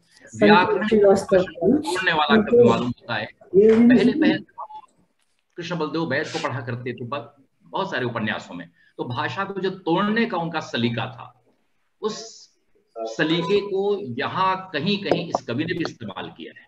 इस तरह से कहीं विराम, कहीं पूर्ण विराम, कहीं अर्ध विराम, यानी कहीं पर भी वो कविता छोड़ देने का अभ्यास ही हो सकता है। शब्द कुछ अटपटे लगते हैं, कुछ नए लगते हैं, जैसे हम नए इलाके में प्रवेश कर गए हैं। इसका अर्थ है कि गतानुगतिकता का यह पर्याप्त विरोधी है। जैसे एक कविता है जिसमें मैं कहूंगा कि इस कवि में पर्याप्त ध्वन्यात्मकता है। ये ध्वन्यात्मकता उसकी कविता में और बहुत सारी कविताओं में। किसी का माइक खुला है, वो डिस्टर्ब कर रहा है, प्लीज माइक की कविताएं हैं, तो उसमें जैसे लगता है कि जो उसका फलागम है वो हमें कहीं कहीं कान में बजता हुआ दिखाई देता है। किसी पेड़ पर लिख रहा है कवि, तो उस पेड़ की पूरी छाया, उस फल का पूरा रस, उसकी गंध उस पूरे माहौल में उपस्थित करता है। तो जैसे वाराणसी में बाढ़ कवि है, बाढ़ कविता है, जो एक खास तरह की शैली में लिखी गई कविता है। उसकी शब्दावली बहुत सरल सहज नहीं है, लेकिन वो एक नई नकोर भाषा है जो अभी तक कविता में व्यवहृत नहीं है। और वाराणसी पर अधिकांश लिखने वाले ज्ञानेंद्रपति को मैं देखता हूं, जिनका नैरेटिव बहुत साफ, बहुत अविधामूलक है, लेकिन बहुत जैसे कविता रिपोर्टाज को छूता हुआ लगता है। यहाँ भाषा कविता रिपोर्टाज की नहीं है, लेकिन ऐसी शब्दावली, खो गया वासर दीन, मंगते पर बीती रात, गिरी गाज गंगा किनार, आप देखें कि कई जगहों भाषा को तोड़ता है। जैसे धान को तोड़ते हुए उसे अक्षत रखा जाए कि टूट भी जाए और उसका अक्षत भाव, तो मुझे लगता है कविता का अर्थ अक्षत रखते हुए ये जो कवि है इस तरह की चीजें लिखता है। और जहां तक ये कहा जाए कि जो भाषा का एक बड़ा वितान है वो इस कवि के यहाँ है। और इसके अलावा मैं सूत्र रूप में अब यही कहना चाहता हूं कि एक पुराधुनिक कवि का एक काव्याभ्यास है, न बरती गई भाषा है, और इसमें एक वानस्पतिक आभा है। और इसे जाहिर है कि ये कवि अपनी शैली को अलग ढंग से रेखांकित करने वाला कवि है, और अश्लीलता का भी शील भंजन करने वाला कवि है, अलग भाषा संवेदना का संस्कार रखने वाला कवि है, लोकेल का पूरा प्रतिबिंब उकेर देने वाला कवि है, जिसे हम चाक्षुष संरचना कह सकते हैं कविता की। किसी भी विचार शैली और किसी वाद का जैसे अधित्याग करने वाला कवि, यानी किसी भी वाद विचारधारा के चौखटे का कवि नहीं है। तो मुझे लगता है कि बहुत सारे प्रयोगों के लिए जो अथाह और अगाध है, वहां पर प्रवेश करने, वहां पर घुसने का साहस इस कवि के पास मुझे दिखता है। न जन, न लोक, न विचारधारा, तीनों के उद्घोष से मुक्त, सीमाहीनता और सीमातीत का कवि है ये हमारे जो अंबर पांडे का जो कवि है। अमूर्तन का रचाव भी कहीं कहीं है और बहुत खूब है, लेकिन जहां पर वे वनस्पतियों का जिक्र करते हैं, फलों का जिक्र करते हैं, नदियों का जिक्र करते हैं, इंदौर का जिक्र करते हैं, कोलकाता का जिक्र करते हैं, तो बहुधा इन कविताओं पर एक तरफ इंदौर है, एक तरफ कोलकाता है, हुगली है, दक्षिणेश्वर है, और उस बांग्ला भाषा का की छाया भी इन कविताओं पर है। जैसे लगता है कि हम किसी बांग्ला उपन्यासकार के आख्यान में प्रवेश कर गए हों, और बहुत सारे चरित्र, बहुत सारे फल, बहुत सारे पेड़, बहुत सारा वातावरण, तो इस तरह से पूरी तरह से एक भारतीयता का माहौल उपस्थित करने वाला कवि है। इन कविताओं का फलागम बहुत आसान नहीं है, उसके लिए पाठ की अभ्यास बहुत जरूरी है। कहा गया है अनभ्यासे विषम शास्त्रम। तो इन कविताओं के लिए अगर थोड़ा अभ्यास और अतीतावलोकन हमारे पास हो तो मुझे लगता है कि किसी भोजपत्र पर लिखी अपठ्य पांडुलिपियों को पढ़ लेने का जो सुख है वो इन कविताओं को समझ लेने का सुख बन सकता है। बहुत धन्यवाद। चूंकि मेरा एक कार्यक्रम शुरू होने वाला है, इसलिए मैं आप सबसे विदा लेता हूं। एक बार फिर हेमंत स्मृति पुरस्कार पाने के लिए मित्र अंबर पांडे को और हेमंत फाउंडेशन को हमारी ओर से बहुत बहुत बधाई। संतोष जी के प्रति बहुत बहुत आभार। यहाँ पर उपस्थित समस्त विद्वानों के प्रति मैं बहुत विनय भाव से अभिवादन करता हूँ, उनका आभार व्यक्त करता हूँ कि उन्होंने मुझे सुना। और मैं इस वीडियो को जब भी उपलब्ध होगा अगले जो शेष वक्ता हैं उन्हें मैं सुनूंगा। बहुत धन्यवाद, बहुत आभार, शुभ संध्या जी। बहुत बहुत धन्यवाद ओम जी, आपने अपना वक्तव्य दिया बहुत सीमित समय में। धन्यवाद आदरणीय ओम निश्चल जी, बहुत ही बढ़िया बात कही आपने अंबर पांडे जी की कविताई पर कि वे अश्लीलता का शील बंझक का प्रयोग किया आपने, और सीमाहीनता और सीमातीत की बात कही आपने, और साथ ही में एक बड़ी प्यारी सी बात कही, धान को तोड़ते हुए उससे अक्षत रखने की जो बात कही है, मतलब भाषा और भाव की जो बात कही, बहुत ही खूबसूरती से आपने इन कविताओं को परिभाषित किया है। बहुत बहुत धन्यवाद। वाकई में मंच आज बहुत समृद्ध हो रहा है और आगे भी होता रहेगा। हमारे बीच है आज के विशिष्ट अतिथि आदरणीय प्रबोध गोविल जी। मैं सादर स्वागत करती हूँ सर आपका छोटा सा परिचय पढ़ देती हूँ। आप प्रोफेसर रह चुके हैं, निदेशक ज्योति विद्यापीठ महिला विश्वविद्यालय जयपुर से, और स्वतंत्र लेखन करते हैं आप।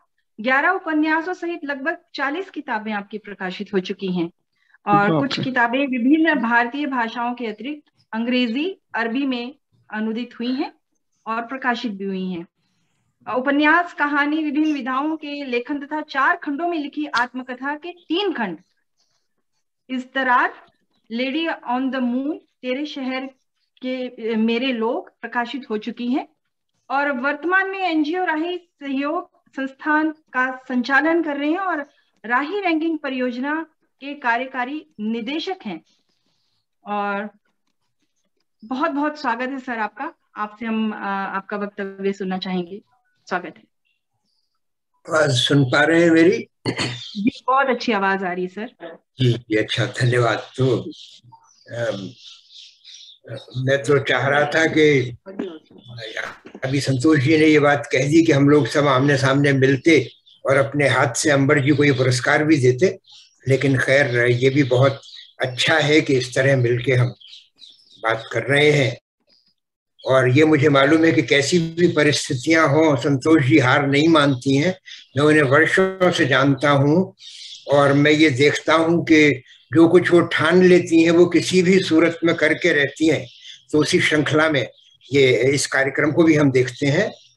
मैं सबसे पहले तो बधाई देता हूं अंबर जी को कि बहुत इतनी कम उम्र में, और आपने वो जगह, मेरे ख्याल से आपकी उम्र तो अभी इतनी भी नहीं है कि आज अगर हेमंत हमारे बीच में होते तो शायद वो भी आपको छोटा भाई कहते।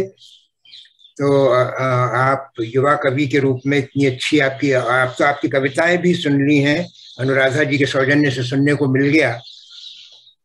और ओम जी मेरे बहुत पुराने मित्र हैं, उन्होंने ऐसी बात कही है तो मैं ये आंख बंद करके मान लेता हूं कि वो ऐसा हरेक के बारे में नहीं कहते, बड़ी मुश्किल से कहते हैं।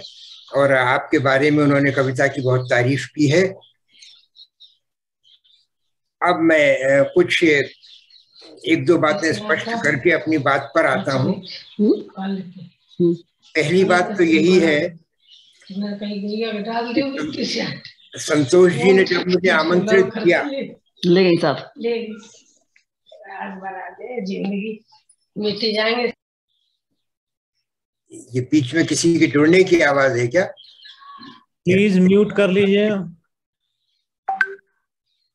जी, संतोष जी ने जब इस कार्यक्रम के बारे में मुझे बताया तो मैं ये भी, जैसे मैं आमतौर पर कि मैं कविता से बहुत ज्यादा वो नहीं रखता, कविता लिखता नहीं हूँ, पढ़ता जरूर हूँ। तो मैं ये सोच रहा था कि वो क्यों मुझे इस कार्यक्रम के लिए कह रही हैं, लेकिन जब मुझे पता चला कि ये पुरस्कार का कार्यक्रम है तो यानी कविता भी, पुरस्कृत कविताएं सुनने को मिलेंगी और इस बारे में सुनने को मिलेगा कुछ ऐसे समीक्षकों से जो कविता की बहुत बारीक पड़ताल करते रहे हैं। तो मुझे अच्छा लगा और मैं इस कार्यक्रम से जुड़ा। यहाँ मैं एक बात आपसे कहूं कि संतोष जी के बारे में मैं पहले कहूंगा, मुझे ऐसा लगता है, मेरी जिज्ञासा भी ये है कि कुछ लोगों को दुख मनाना नहीं आता, वो ये जानते ही नहीं है कि मातम कैसे मनाया जाता है, और संतोष जी भी उन्हीं में से एक हैं। दुख जो है, अब आप आज ही देखिए, आप लोग सब देखिए, हम सब देख रहे हैं, आज अगर हेमंत को याद करना था तो एक वक्त का खाना छोड़ देती, अपने कमरे में कमरा बंद करके बैठती, थोड़ी देर आंसू बहाती, उसे याद करती, लेकिन नहीं, मातम इनको आता ही नहीं है बनाना। इन्होंने तो जब हेमंत जा रहा था, दुर्घटनावश ही अचानक चला गया, कोई तैयारी नहीं, कुछ नहीं, कोई मानसिकता नहीं, लेकिन तब भी इन्होंने, जैसे जब हम किसी को इस दुनिया से प्रस्थान करते समय विदा करते हैं तो हम उसकी तैयारी करते हैं, उसके हाथ से अगर कोई छल्ला हो, अंगूठी हो, कीमती चीज हो तो वो निकालते हैं। उसी तरह संतोष जी ने हेमंत की मेधा, हेमंत का मानस, हेमंत की जिज्ञासा, दुनिया को देखने की उसकी दृष्टि, इन सब गहनों को हेमंत पर से उतार लिया और फिर उसे विदा किया। इन्हीं को बीज की तरह उन्हें बो दिया और आज हम सब देख रहे हैं कि उसी पेड़ की छाया में, उसी के तल में हम सब बैठकर हेमंत को याद कर रहे हैं, कविताओं को याद कर रहे हैं, उस दौर को याद कर रहे हैं, उस व्यक्ति को याद कर रहे हैं जो 20 साल पहले इस दुनिया से चला गया। ये बहुत बड़ी बात है। संतोष जी, मैं आपको बहुत पढ़ता रहा हूँ, आपके लगभग सारे उपन्यास, सारी कहानियां, चाहे वो धारावाहिक छपे हों, पिछली बार एक पुरस्कार समारोह में भी मैं था जहां आपका उपन्यास पुरस्कृत हुआ था, उस पुरस्कार को, उस उपन्यास को तो मैंने बहुत ही मनोयोग से पढ़ा था, लेकिन मैं आपको आपकी रचनाओं से ज्यादा पढ़ता रहा हूं और इस कार्यक्रम से जुड़कर मुझे वो छवि, वो छाया यहाँ दिखाई दे रही है। मेरे बहुत सारे मित्र, संजीव जी बैठे हैं, मैं देख रहा हूँ कुछ देर से आए थे, लेकिन वो देर से ही आते हैं, ये उनकी आदत है, लेकिन फिर देर तक रहते हैं और उनकी याद देर तक रहती है लोगों को। गिरीश जी भी, मैं और गिरीश जी जो है बहुत आमने सामने भी रहे हैं और साथ में भी रहे हैं, तो जब बार बार ये कहा जा रहा था कि गिरीश जी जुड़ने वाले हैं, मैं उन्हें सुनना चाहता था, पता नहीं वो कहाँ किस वजह से, किसी तकनीकी कारण से वो नहीं जुड़ पा रहे। खैर, तो जहां तक कविताओं की बात है, मैं कविता के बारे में 3 या 4 जो समीक्षक कह चुके हैं उनसे पूरी सहमति रखता हूं।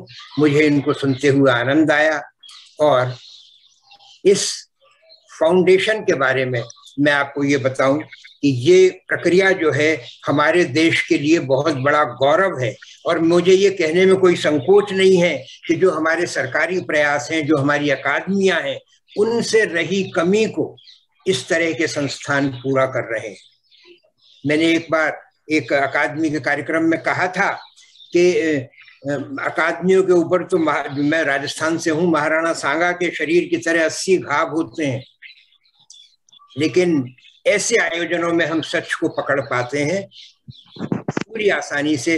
यहाँ कोई हमसे ये नहीं कहता कि ये लिखना है, ये नहीं लिखना, ऐसा करना है, ऐसा नहीं करना, ऐसा इतने ही समय में करना है, ऐसा इस समय के बाद करना है, ऐसी कोई बंदिश हम पर नहीं होती। अतः इस तरह सोचते हुए जब हमारे निर्णायक किसी नाम को छान कर उठा करके लाते हैं तो हमें उस पर पूरा गर्व होता है, पूरा गौरव होता है, पूरा सम्मान होता है और हम संजीदगी से स्वीकार करते हैं कि ये संतोष जी का ये कार्य किसी अकादमी से कम नहीं है और ये निरंतर चलता रहे। मेरी शुभकामनाएं हैं, मेरी शुभ भावनाएं हैं और मैं चाहता तो नहीं हूं कि इतनी जल्दी अपनी बात खत्म कर दूं, लेकिन इतने सारे लोग जुड़े हुए हैं। रुपेंद्र जी का काम जो है बढ़ता चला जा रहा है, वो बहुत अच्छा संचालन कर रही हैं। संचालन से मेरे ज्यादा बोलने से ये नाव डगमगाए नहीं, इसलिए मैं विराम लेता हूँ। आप सभी के प्रति आभार व्यक्त करता हूँ। धन्यवाद आदरणीय प्रबोध गोविल सर। ये हम जुड़े ही इसीलिए हैं कि आप सबको सुन पाएं और अधिक से अधिक सुन पाएं, इसलिए हम अपना संचालन भी छोटा ही कर रहे हैं, सिर्फ परिचय देकर आगे बढ़ जा रहे हैं ताकि आप सबको सुन सके। बहुत अच्छी बात है प्रबोध जी, आपने मेरे बारे में इतना कहा और मैं बहुत शुक्रगुजार हूँ।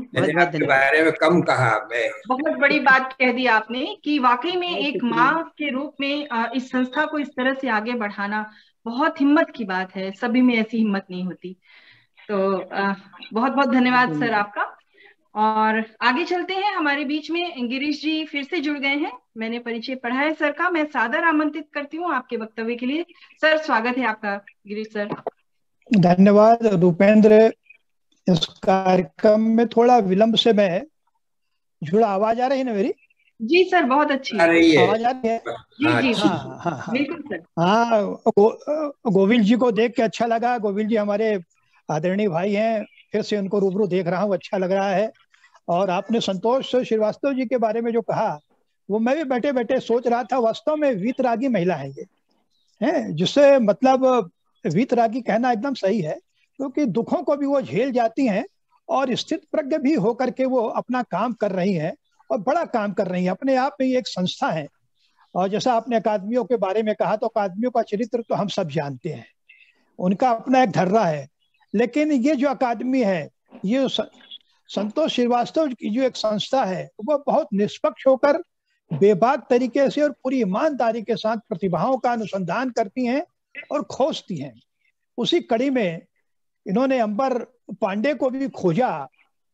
और खोजना तो क्या, खैर अंबर पांडे तो अपने आप में खोजाए थे, उनको सम्मानित किया, अपने आप में ये एक बहुत बड़ी बात है। और खासकर हेमंत स्मृति के साथ उसको जोड़ करके सम्मानित करना बड़ी बात है, क्योंकि हेमंत भी अपने समय के एक बड़े तेजस्वी कवि थे, प्रतिभाशाली कवि थे। माँ के संस्कार उनमें थे, काव्य संस्कार, इस कारण उनकी कविताएं भी हम सब लोगों ने पढ़ी है। तो ऐसे प्रतिभाशाली कवि की स्मृति में हेमंत स्मृति कविता सम्मान अंबर पांडे को देना निसंदेह एक स्तुत्य प्रयास है। हालांकि अंबर पांडे की कविताओं पर इसके पहले आशुतोष ने, ओम निश्चल जी ने बहुत अच्छी टिप्पणियां की, अनुराधा ने भी की। सच कहूं तो मुझे कहने में संकोच नहीं है कि बहुत पहले, जब 5 साल पहले अंबर पांडे की कविताएं शुरू में आई और चर्चित हुई, तो मुझे बड़ी पीड़ा भी हुई कि ये इस तरह से हिंदी साहित्य में, खासकर कविता की दुनिया में, ये जो एक नया यौनिकतावाद पनप रहा है, उसी ढर्रे पर शायद अंबर पांडे भी बढ़ करके चर्चित होने की कोशिश कर रहे हैं। तो मुझे थोड़ा सा निराशा हुई थी इस युवा कवि को देखकर कि ये किस तरह की कविताएं शुरुआत कर रहे हैं। लेकिन बाद की जो कविताएं उनकी जब आई, कुछ संतोष श्रीवास्तव जी ने भेजी, कुछ मैंने कविता कोश में भी उनकी कविताएं देखी। कोलाहल की कविताएं, वो संग्रह जो चर्चित हुआ है, उसकी वो संग्रह तो मैं पढ़ नहीं पाया हूँ, लेकिन कविता कोश में जो कविताएं उनकी हैं, उसे देख करके मैं बहुत आश्वस्त हूँ कि इस कवि का रेंज बहुत बड़ा है, इस कवि का रेंज बहुत बड़ा है। और ये जैसा कि ओम निश्चल जी ने कहा कि ये पूरा आधुनिक कवि हैं, पुरातनता भी है और आधुनिकता है, दोनों का सम्मिश्रण दिखाई देता है। और इनकी कविताओं को मैंने महसूस किया कि ये जो कविताएं हैं अपने आप में आख्यान मूलक कविताएं हैं। आख्यान मूलक कविताएं इस अर्थ में कि वे अंगुलीमाल की भी जिक्र की चर्चा करते हैं, बुद्ध को याद करते हैं, बुद्ध की पत्नी की भी पीड़ा को उकेरते हैं। बहुत सारे कवियों पर भी केंद्रित उनकी कविताएं हैं, मुक्तिबोध पर कविताएं हैं, और भी अज्ञेय पर को याद करते हुए उनकी कविताएं हैं।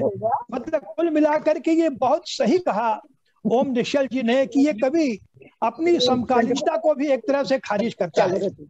समकालीन कविता एक धरने की कविताएं हैं, जैसे अशोक वाजपेयी ने बहुत पहले कहा था कि कविताएं तो बहुत हो गए हैं, कवि बहुत हो गए हैं, कविताएं कम हो गई हैं। लेकिन अंबर पांडे की कविताओं को पढ़कर लगता है कि नहीं, कवि उस परंपरा से हटकर है। उस भीड़ में, कवियों की उस भीड़ में यह कवि नहीं है जिनकी कोई पहचान नहीं बन पाती। अंबर के पास जो भाषा है, जो अर्जित भाषा है, जो बिंब है, जो प्रतीक हैं, वे बेहद आधुनिक हैं और इसके पहले ऐसी कविताएं बहुत कम लिखी गई हैं। इसलिए अगर इनको हेमंत स्मृति कविता सम्मान दिया गया है तो बहुत सही चयन किया गया है। ये निसंदेह लोक जीवन में प्रचलित जो शब्दावली के सहारे कविता का सुंदर श्रृंगार करते हैं, कुछ ये मैंने नोट की। और ये भी बहुत सही है कि इनकी कविताओं को बहुत धैर्य से पढ़ने की जरूरत है। ये चलताऊ किस्म की कविताएं नहीं है कि आपने कविता पढ़ी और उसका अर्थ भी आपको समझ में आ जाएगा। इसका अर्थ धीरे धीरे खुलेगा। बहुत इत्मीनान से, बड़े मनोयोग से इन कविताओं को पढ़ना पड़ेगा। और वो इनकी ये कविता मैंने नोट की थी, उसको खुद है अंबर ने वो कविता सुनाई। कविता मुझे बहुत अच्छी लगी। कविता पर जो कविता इनकी है, जिसका शीर्षक ही है जो शब्द न सुहाए वह बदल देना।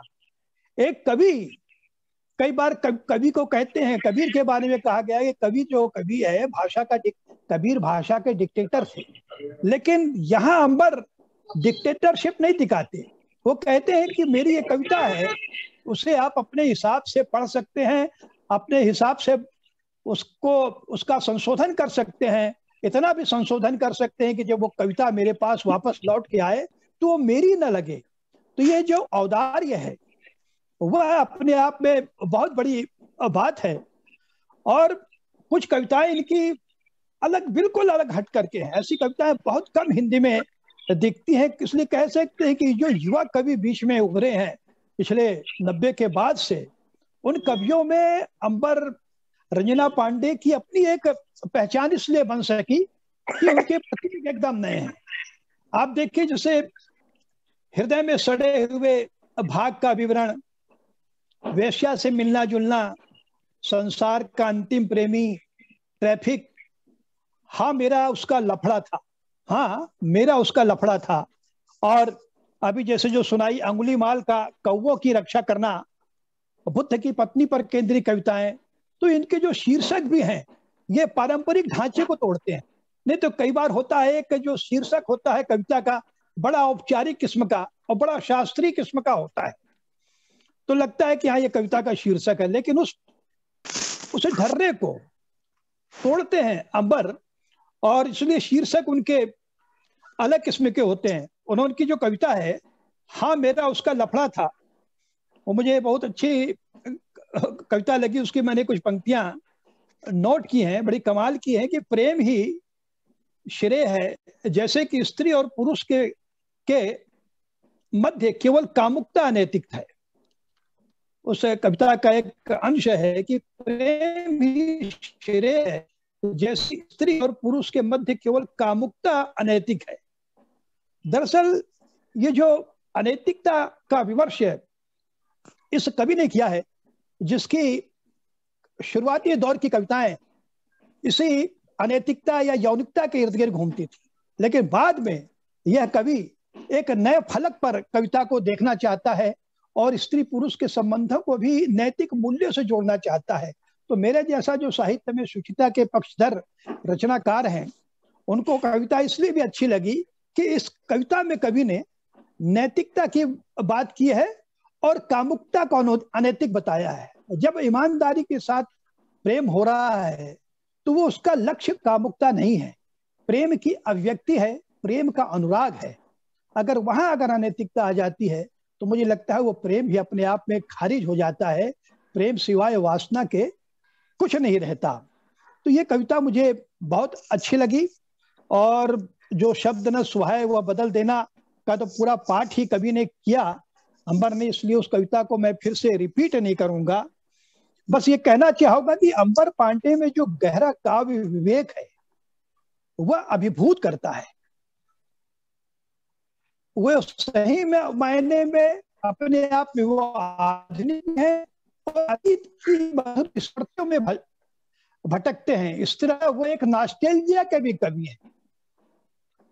बहुत मध्य काल में चले जाते हैं, पुराणों तक चले जाते हैं। इसीलिए वो कबीर बुद्ध को भी याद करते हैं और बुद्ध की वो जो अंगुलीमाल वाली घटना है उसको बहुत अच्छे तरीके से काव्याख्यान के रूप में प्रस्तुत करते हैं। तो कई बार जो हमारा समकालीन कवि है वह नॉस्टैल्जिक भी होता है, क्योंकि नॉस्टैल्जिक हुए बिना हम कविता को एक गंभीर आवरण नहीं दे सकते। उस दृष्टि से अंबर की तमाम कविताएं मुझे बहुत अच्छी लगी। जितनी मैंने कविता कोश, चूंकि मुझे बोलना था तो मैंने कविता कोश भी खंगाला, उसको देखा, और मुझे यह निष्कर्ष मेरा यह है कि यह कवि आसानी से समझ में आने वाला कवि नहीं। इसे समझने के लिए बड़े मनोयोग के साथ उसको पढ़ना पड़ेगा, उसकी हर कविता को समझना पड़ेगा गंभीरता से, तब कहीं अंबर पांडे को हम समझ सकेंगे। तो अंत में मैं यही कहना चाहता हूं कि देश शब्दावलियां तो इसमें है, इसलिए वो एक नया रस सर्जना भी करते हैं। यही उनकी कविता की विशेषता है कि वो भाषा को नूतन आलोक से दीप्त करते हैं। वे अपनी कविता को नूतन आलोक से दीप्त करते हैं, इसीलिए समकालीन युवा कवियों से एकदम अलग हट करके अंबर को मैं देख पाता हूं। मैं इन्हें अपनी हार्दिक शुभकामनाएं देता हूं इस युवा कवि को, और चाहता हूं कि वे भविष्य में इसी तरह श्रेष्ठ कविताएं लिखते रहें और अपनी एक जो विशिष्ट पहचान उनकी बनी है वह पहचान कायम रखें। पूरा इस समय हमारा जो नया कवि है, जो समकालीन कवि है, वो अतीत की ओर झांकना ही नहीं चाहता। तो लेकिन अंबर अतीत की ओर न केवल झांकते हैं वरन बुद्ध के काल तक पहुंच जाते हैं। ये अपने आप में बहुत बड़ी बात है कि एक नया कवि अपने अतीत के अनुभवों को, पूरा अनुभवों को नए फॉर्म में रेखांकित करे। इस दृष्टि से ये इनकी सारी कविताएं मुझे हृदय को छूने वाली लगती है, और निसंदेह जैसा इनका संग्रह पुरस्कृत हुआ कोलाहल की कविताएं, उन कविताओं को मैं बाद में कहीं से पढ़ूंगा। मुझे लगता है कि अंबर की कविताएं कोलाहल की कविताएं नहीं है, अंबर की कविताएं जीवन दर्शन की कविताएं हैं और नए बिंबों और प्रतीकों की कविताएं हैं, जो कविता को नवान्न की तरह, कविता को एकदम नवान्न की तरह प्रस्तुत करती हैं। जैसे जो नया नया अन्न होता है जिसका स्वाद एकदम अलग रहता है, मिठास भरा रहता है, वैसे इनकी कविताएं नवान्न की कविताएं हैं, इसलिए एकदम तरोताजा हैं। और जिस तरह का उनका शिल्प है, तो मुझे लगता है ये आने वाले समय तक भी, लंबे समय तक की कविताएं उसी तरह ताजगी संपन्न बनी रहेंगी। और अंबर पांडे अपनी कविताओं के माध्यम से इधर की जो लिखी जा रही कविताएं, उन कवियों को भी मार्गदर्शक भी है कि कविताओं का शिल्प कैसा होना चाहिए। कविता, हम शब्द तो वही है, भाषा तो वही है, लेकिन भाषा को नए आलोक में प्रस्तुत करके उसको नया तेवर देना, उस कला को अंबर पांडे ने साधा है।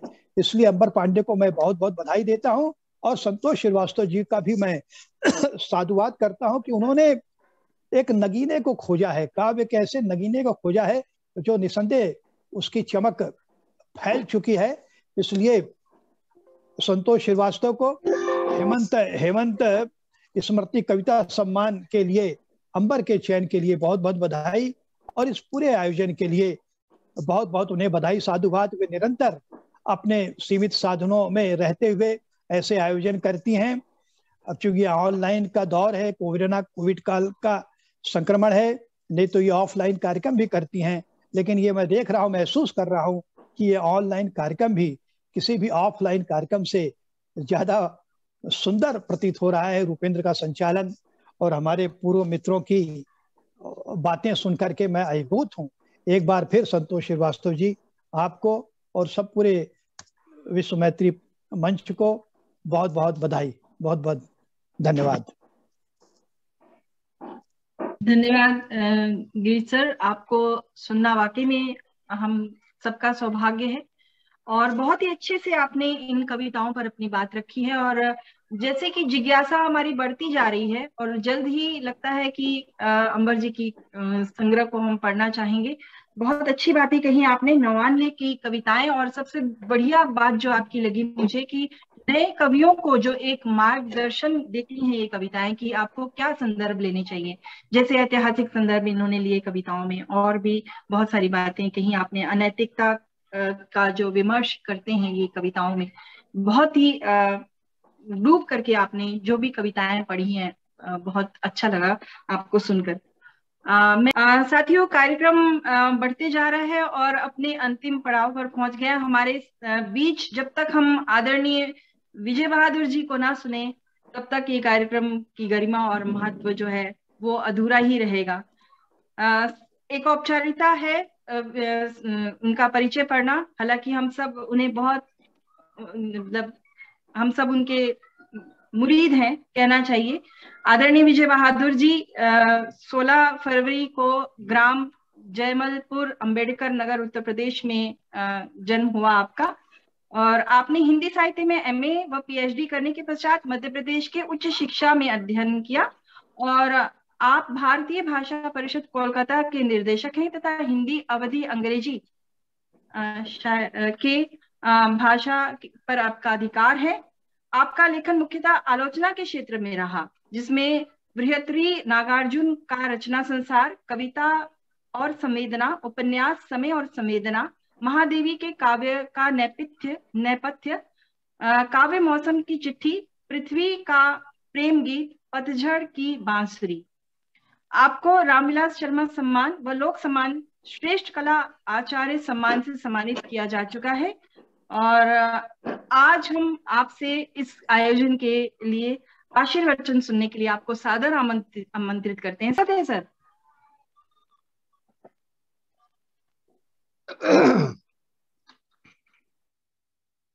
सबसे पहले तो मैं आज के सम्मानित और प्रतिभाशाली कवि अंबर पांडे को बधाई देता हूं।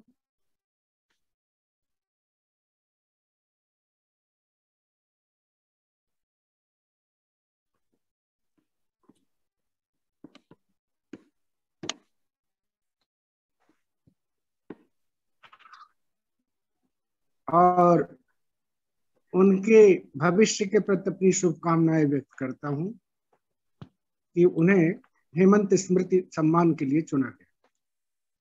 संतोष जी ने जो ये अभियान आयोजन के रूप, और ये संतोष ने 10-12 साल बाद फिर शामिल कर लिया। पहले जब उन्होंने किया था तब मैं मुंबई गया था, और आज मैं भोपाल में हूँ, अपने घर पर हूँ, और जब उन्होंने मुझे आमंत्रित किया था तब मैं कलकत्ता में था।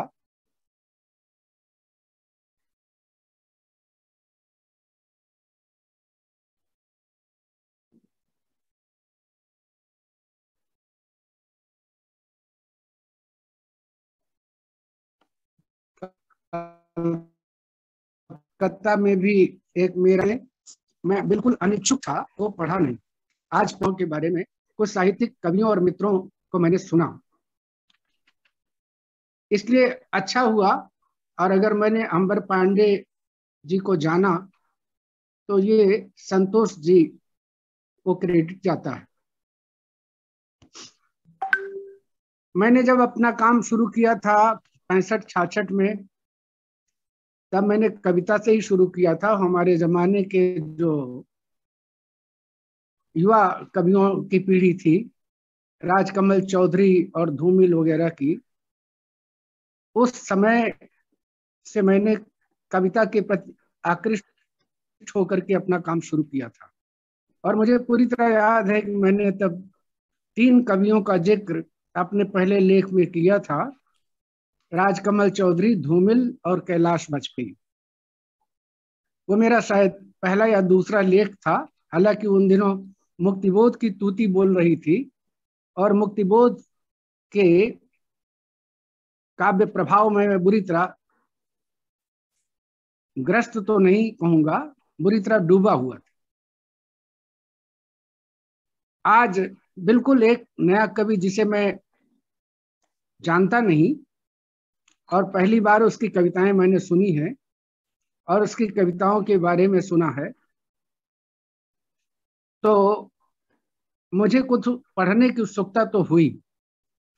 लेकिन जैसी कि मेरी उम्र है और जिन कामों में मैं अपने को लगाए हुए हूँ उनमें अब बहुत सारी चीजें इधर उधर की मैं पढ़ने से बचता हूँ, वो कि मैं कुछ उपन्यासों को भी पढ़ता रहता हूँ अपना समय काटने के लिए।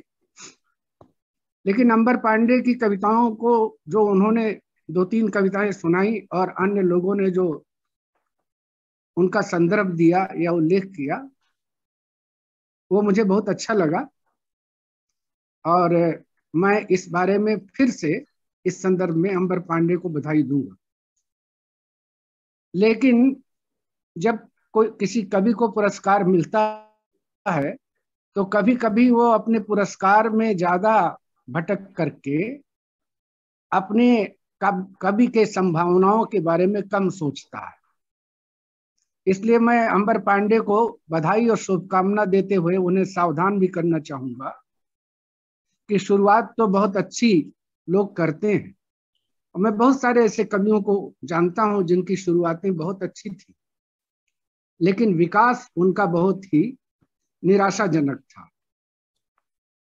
और उसका जो भी कारण हो, लेकिन कभी कभी कभी उसी अपने पुरस्कार में और सम्मान में इतना मस्त हो जाता है कि अपने आगे की राह भूल जाता है। अंबर पांडे का जो अध्ययन क्षेत्र है जो उनकी कविताओं में आया है, तो उसके चलते मैं सोचता हूं कि शायद वो नहीं भटकेंगे और भटकना भी नहीं चाहिए। मैं सावधान भी करता हूं और उन्हें बधाई देता हूं। उनकी कविताओं के बारे में जो बातें कही गई हैं, तो मुझे ऐसा भी लगा कि आलोचक अपने समय के कवियों को तो पढ़ता है, लेकिन वो अपनी परंपरा को ठीक से देखता नहीं, क्योंकि अंबर पांडे के डिक्शन की बात की गई। तो मैं अंबर पांडे के बारे में नहीं जानता कि उनका पढ़ना लिखना क्या है, लेकिन उनकी कविताओं को देख के लग रहा है कि उन्होंने अपने अतीत को, अपनी जातीय परंपराओं को चेतना के स्तर पर, भावना के स्तर पर, अनुभव के स्तर पर काफी घोंटा है, पढ़ा है। तो मैं उनसे भी कहना चाहूंगा कि जो हमारे प्राचीन काव्य शास्त्री रहे हैं, उन्होंने शुरू से जो सबसे पहली बात लिखी और कही, उन्होंने ये कही कि एक कवि को यूजुअल यूज ऑफ ग्रामर से, यूजुअल यूज ऑफ लैंग्वेज से बचना चाहिए। और जिसको उन्होंने कहा ये ग्राम में कविता से बच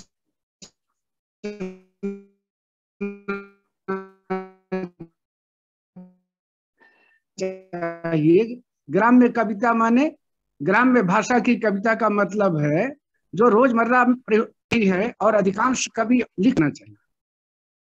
इसीलिए पश्चिम में जब वर्ड्सवर्थ ने कहा था कि इलस्ट्रियस लैंग्वेज में मैं अपनी कविता लिखूंगा, डिक्शन में नहीं लिखूंगा। डिक्शन तो एक प्रकार से एक सेट की हुई तयशुदा काव्य भाषा है, लेकिन उस डिक्शन से अलग हट करके पदावली की रचना करना। मैं आप लोगों को याद दिलाना चाहूंगा कि संस्कृत में जो कालिदास वगैरह को लेकर जो कहा गया है कि उपमा कालिदासस्य भारवे अर्थ गौरवम दंडिनः पद लालित्यम माघे संति त्रयो गुणा। उपमा का मतलब तो सीधे सीधे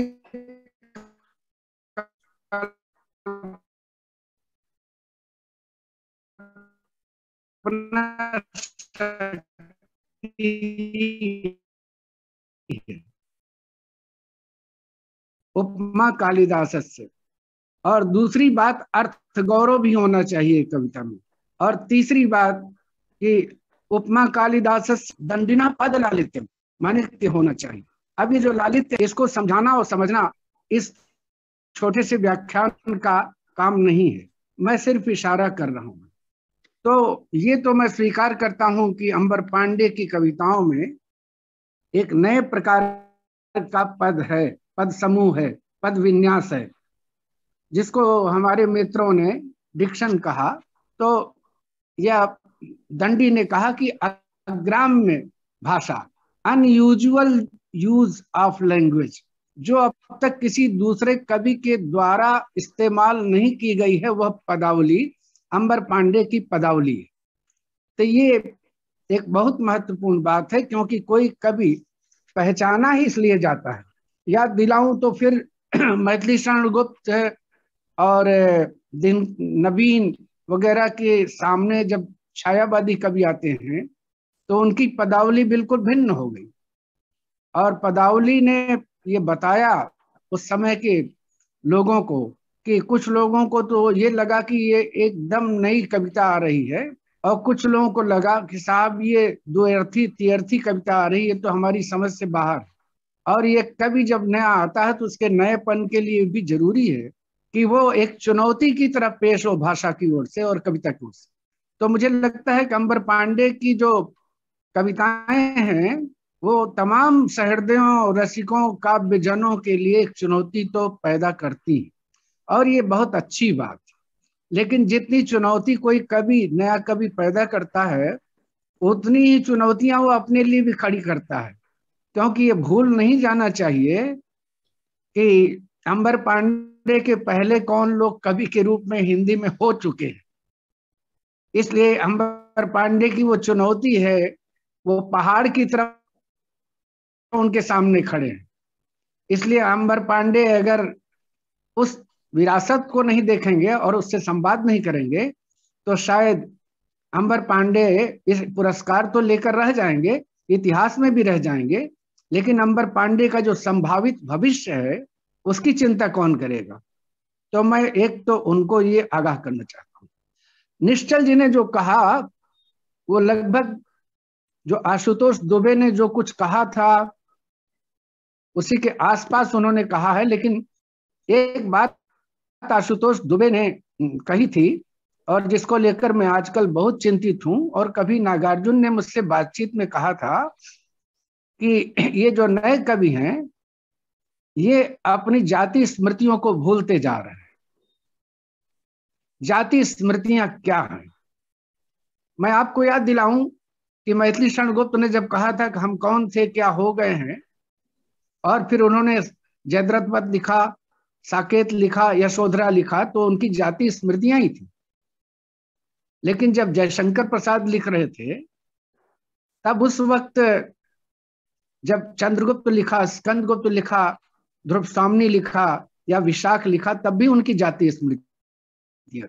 जाति स्मृतियां किसी भी कविता के लिए, किसी भी जाति के लिए, किसी भी भाषा समाज के लिए बहुत महत्वपूर्ण इसलिए होती हैं कि वो उनका काम है कि अपने पाठकों को, अपनी भाषा समाज को याद दिलाते रहें कि तुम्हारी स्मृतियां क्या हैं, तुम क्या हो।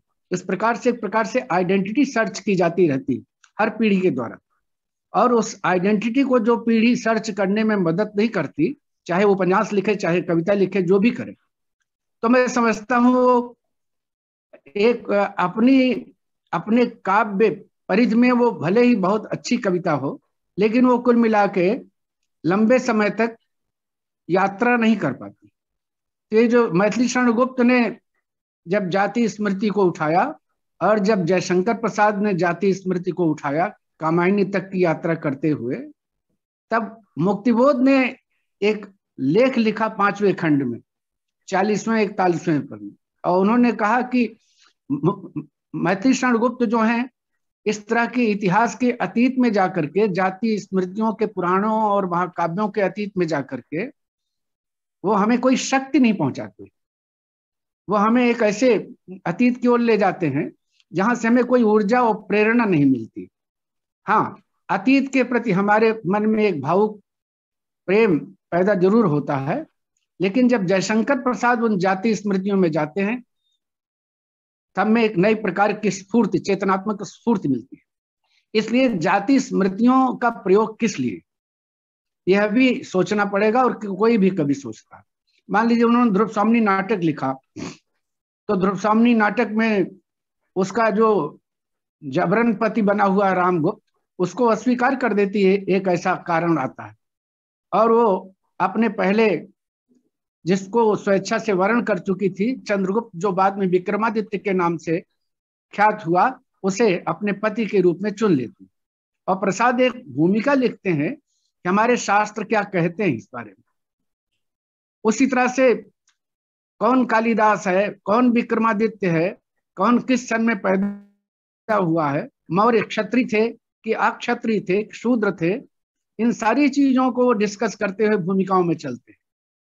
मेरा कहना यह है कि जाति स्मृतियों में जाना बहुत अच्छा है, लेकिन जाति स्मृतियों में कहीं आप नॉस्टेल्जिया के तहत तो नहीं जा रहे। अगर नॉस्टेल्जिया के तहत जा रहे हैं तो ना आपका कल्याण करेगा और ना आपके पाठकों का करेगा। इसलिए इससे भी बचने की जरूरत है। लेकिन अंबर पांडे की जो कविताएं मैंने सुनी है, उससे लगता है कि वो जाति स्मृति में तो जाते हैं, लेकिन अतीत के मोह में नहीं जाते। वो हमारे अपने समय के सवाल हैं, जिन सवालों का जवाब देते हुए या जिस यथार्थ से टकराते हुए वह उस यथार्थ से संवाद करते हुए अपने समय के यथार्थ को रचते हैं, और ये बड़ी बात है। वो अभी जो हमारे मित्र जिनका नाम मैं भूल गया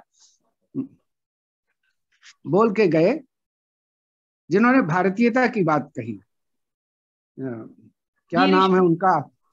मैं देख लूं उनका नाम क्या है। ओम निश्चल जी। ओम निश्चल जी ने एक बात और कही, मेरी जैसी उम्र है उसमें मैं भूलता बहुत हूं, कि भारतीयता कि अंबर पांडे की कविताओं में भारतीयता है। ये बात मेरी समझ में नहीं आई, क्योंकि क्या वो ये कहना चाहते थे कि अंबर पांडे के पहले बहुत सारे कवि ऐसे हुए हैं जिनकी कविताओं में भारतीयता नहीं है? वो तो अपना एक सूत्र छोड़कर चले गए। कभी मैं उनसे पूछूंगा कि आपके इस भारतीयता के कहने का मतलब क्या है, क्योंकि इस भारतीयता को उन्होंने हमको समझाया नहीं। शायद उनके पास समय कम था, या वो समझ रहे थे कि हम सारे लोग समझ रहे हैं, लेकिन मैं चकरा गया हूं। मैथिली शरण गुप्त में भारतीयता नहीं है क्या? नागार्जुन में भारतीयता नहीं है क्या? अज्ञेय भवानी प्रसाद मिश्र और मुक्तिबोध में भारतीयता नहीं है क्या? या धूमिल में भारतीयता नहीं है क्या? उनकी भारतीयता का क्या मतलब था, ये मैं समझ नहीं पाया। अगर उनकी भारतीयता का मतलब राष्ट्रीयता से था तो भी मेरी समझ में नहीं आया। तो या तो अंबर पांडे खुद पूछें, या कभी मुझे मिलेंगे तो मैं जरूर पूछूंगा ओम निश्चल जी से कि भारतीयता कहने से आपका मतलब क्या था। तीसरी बात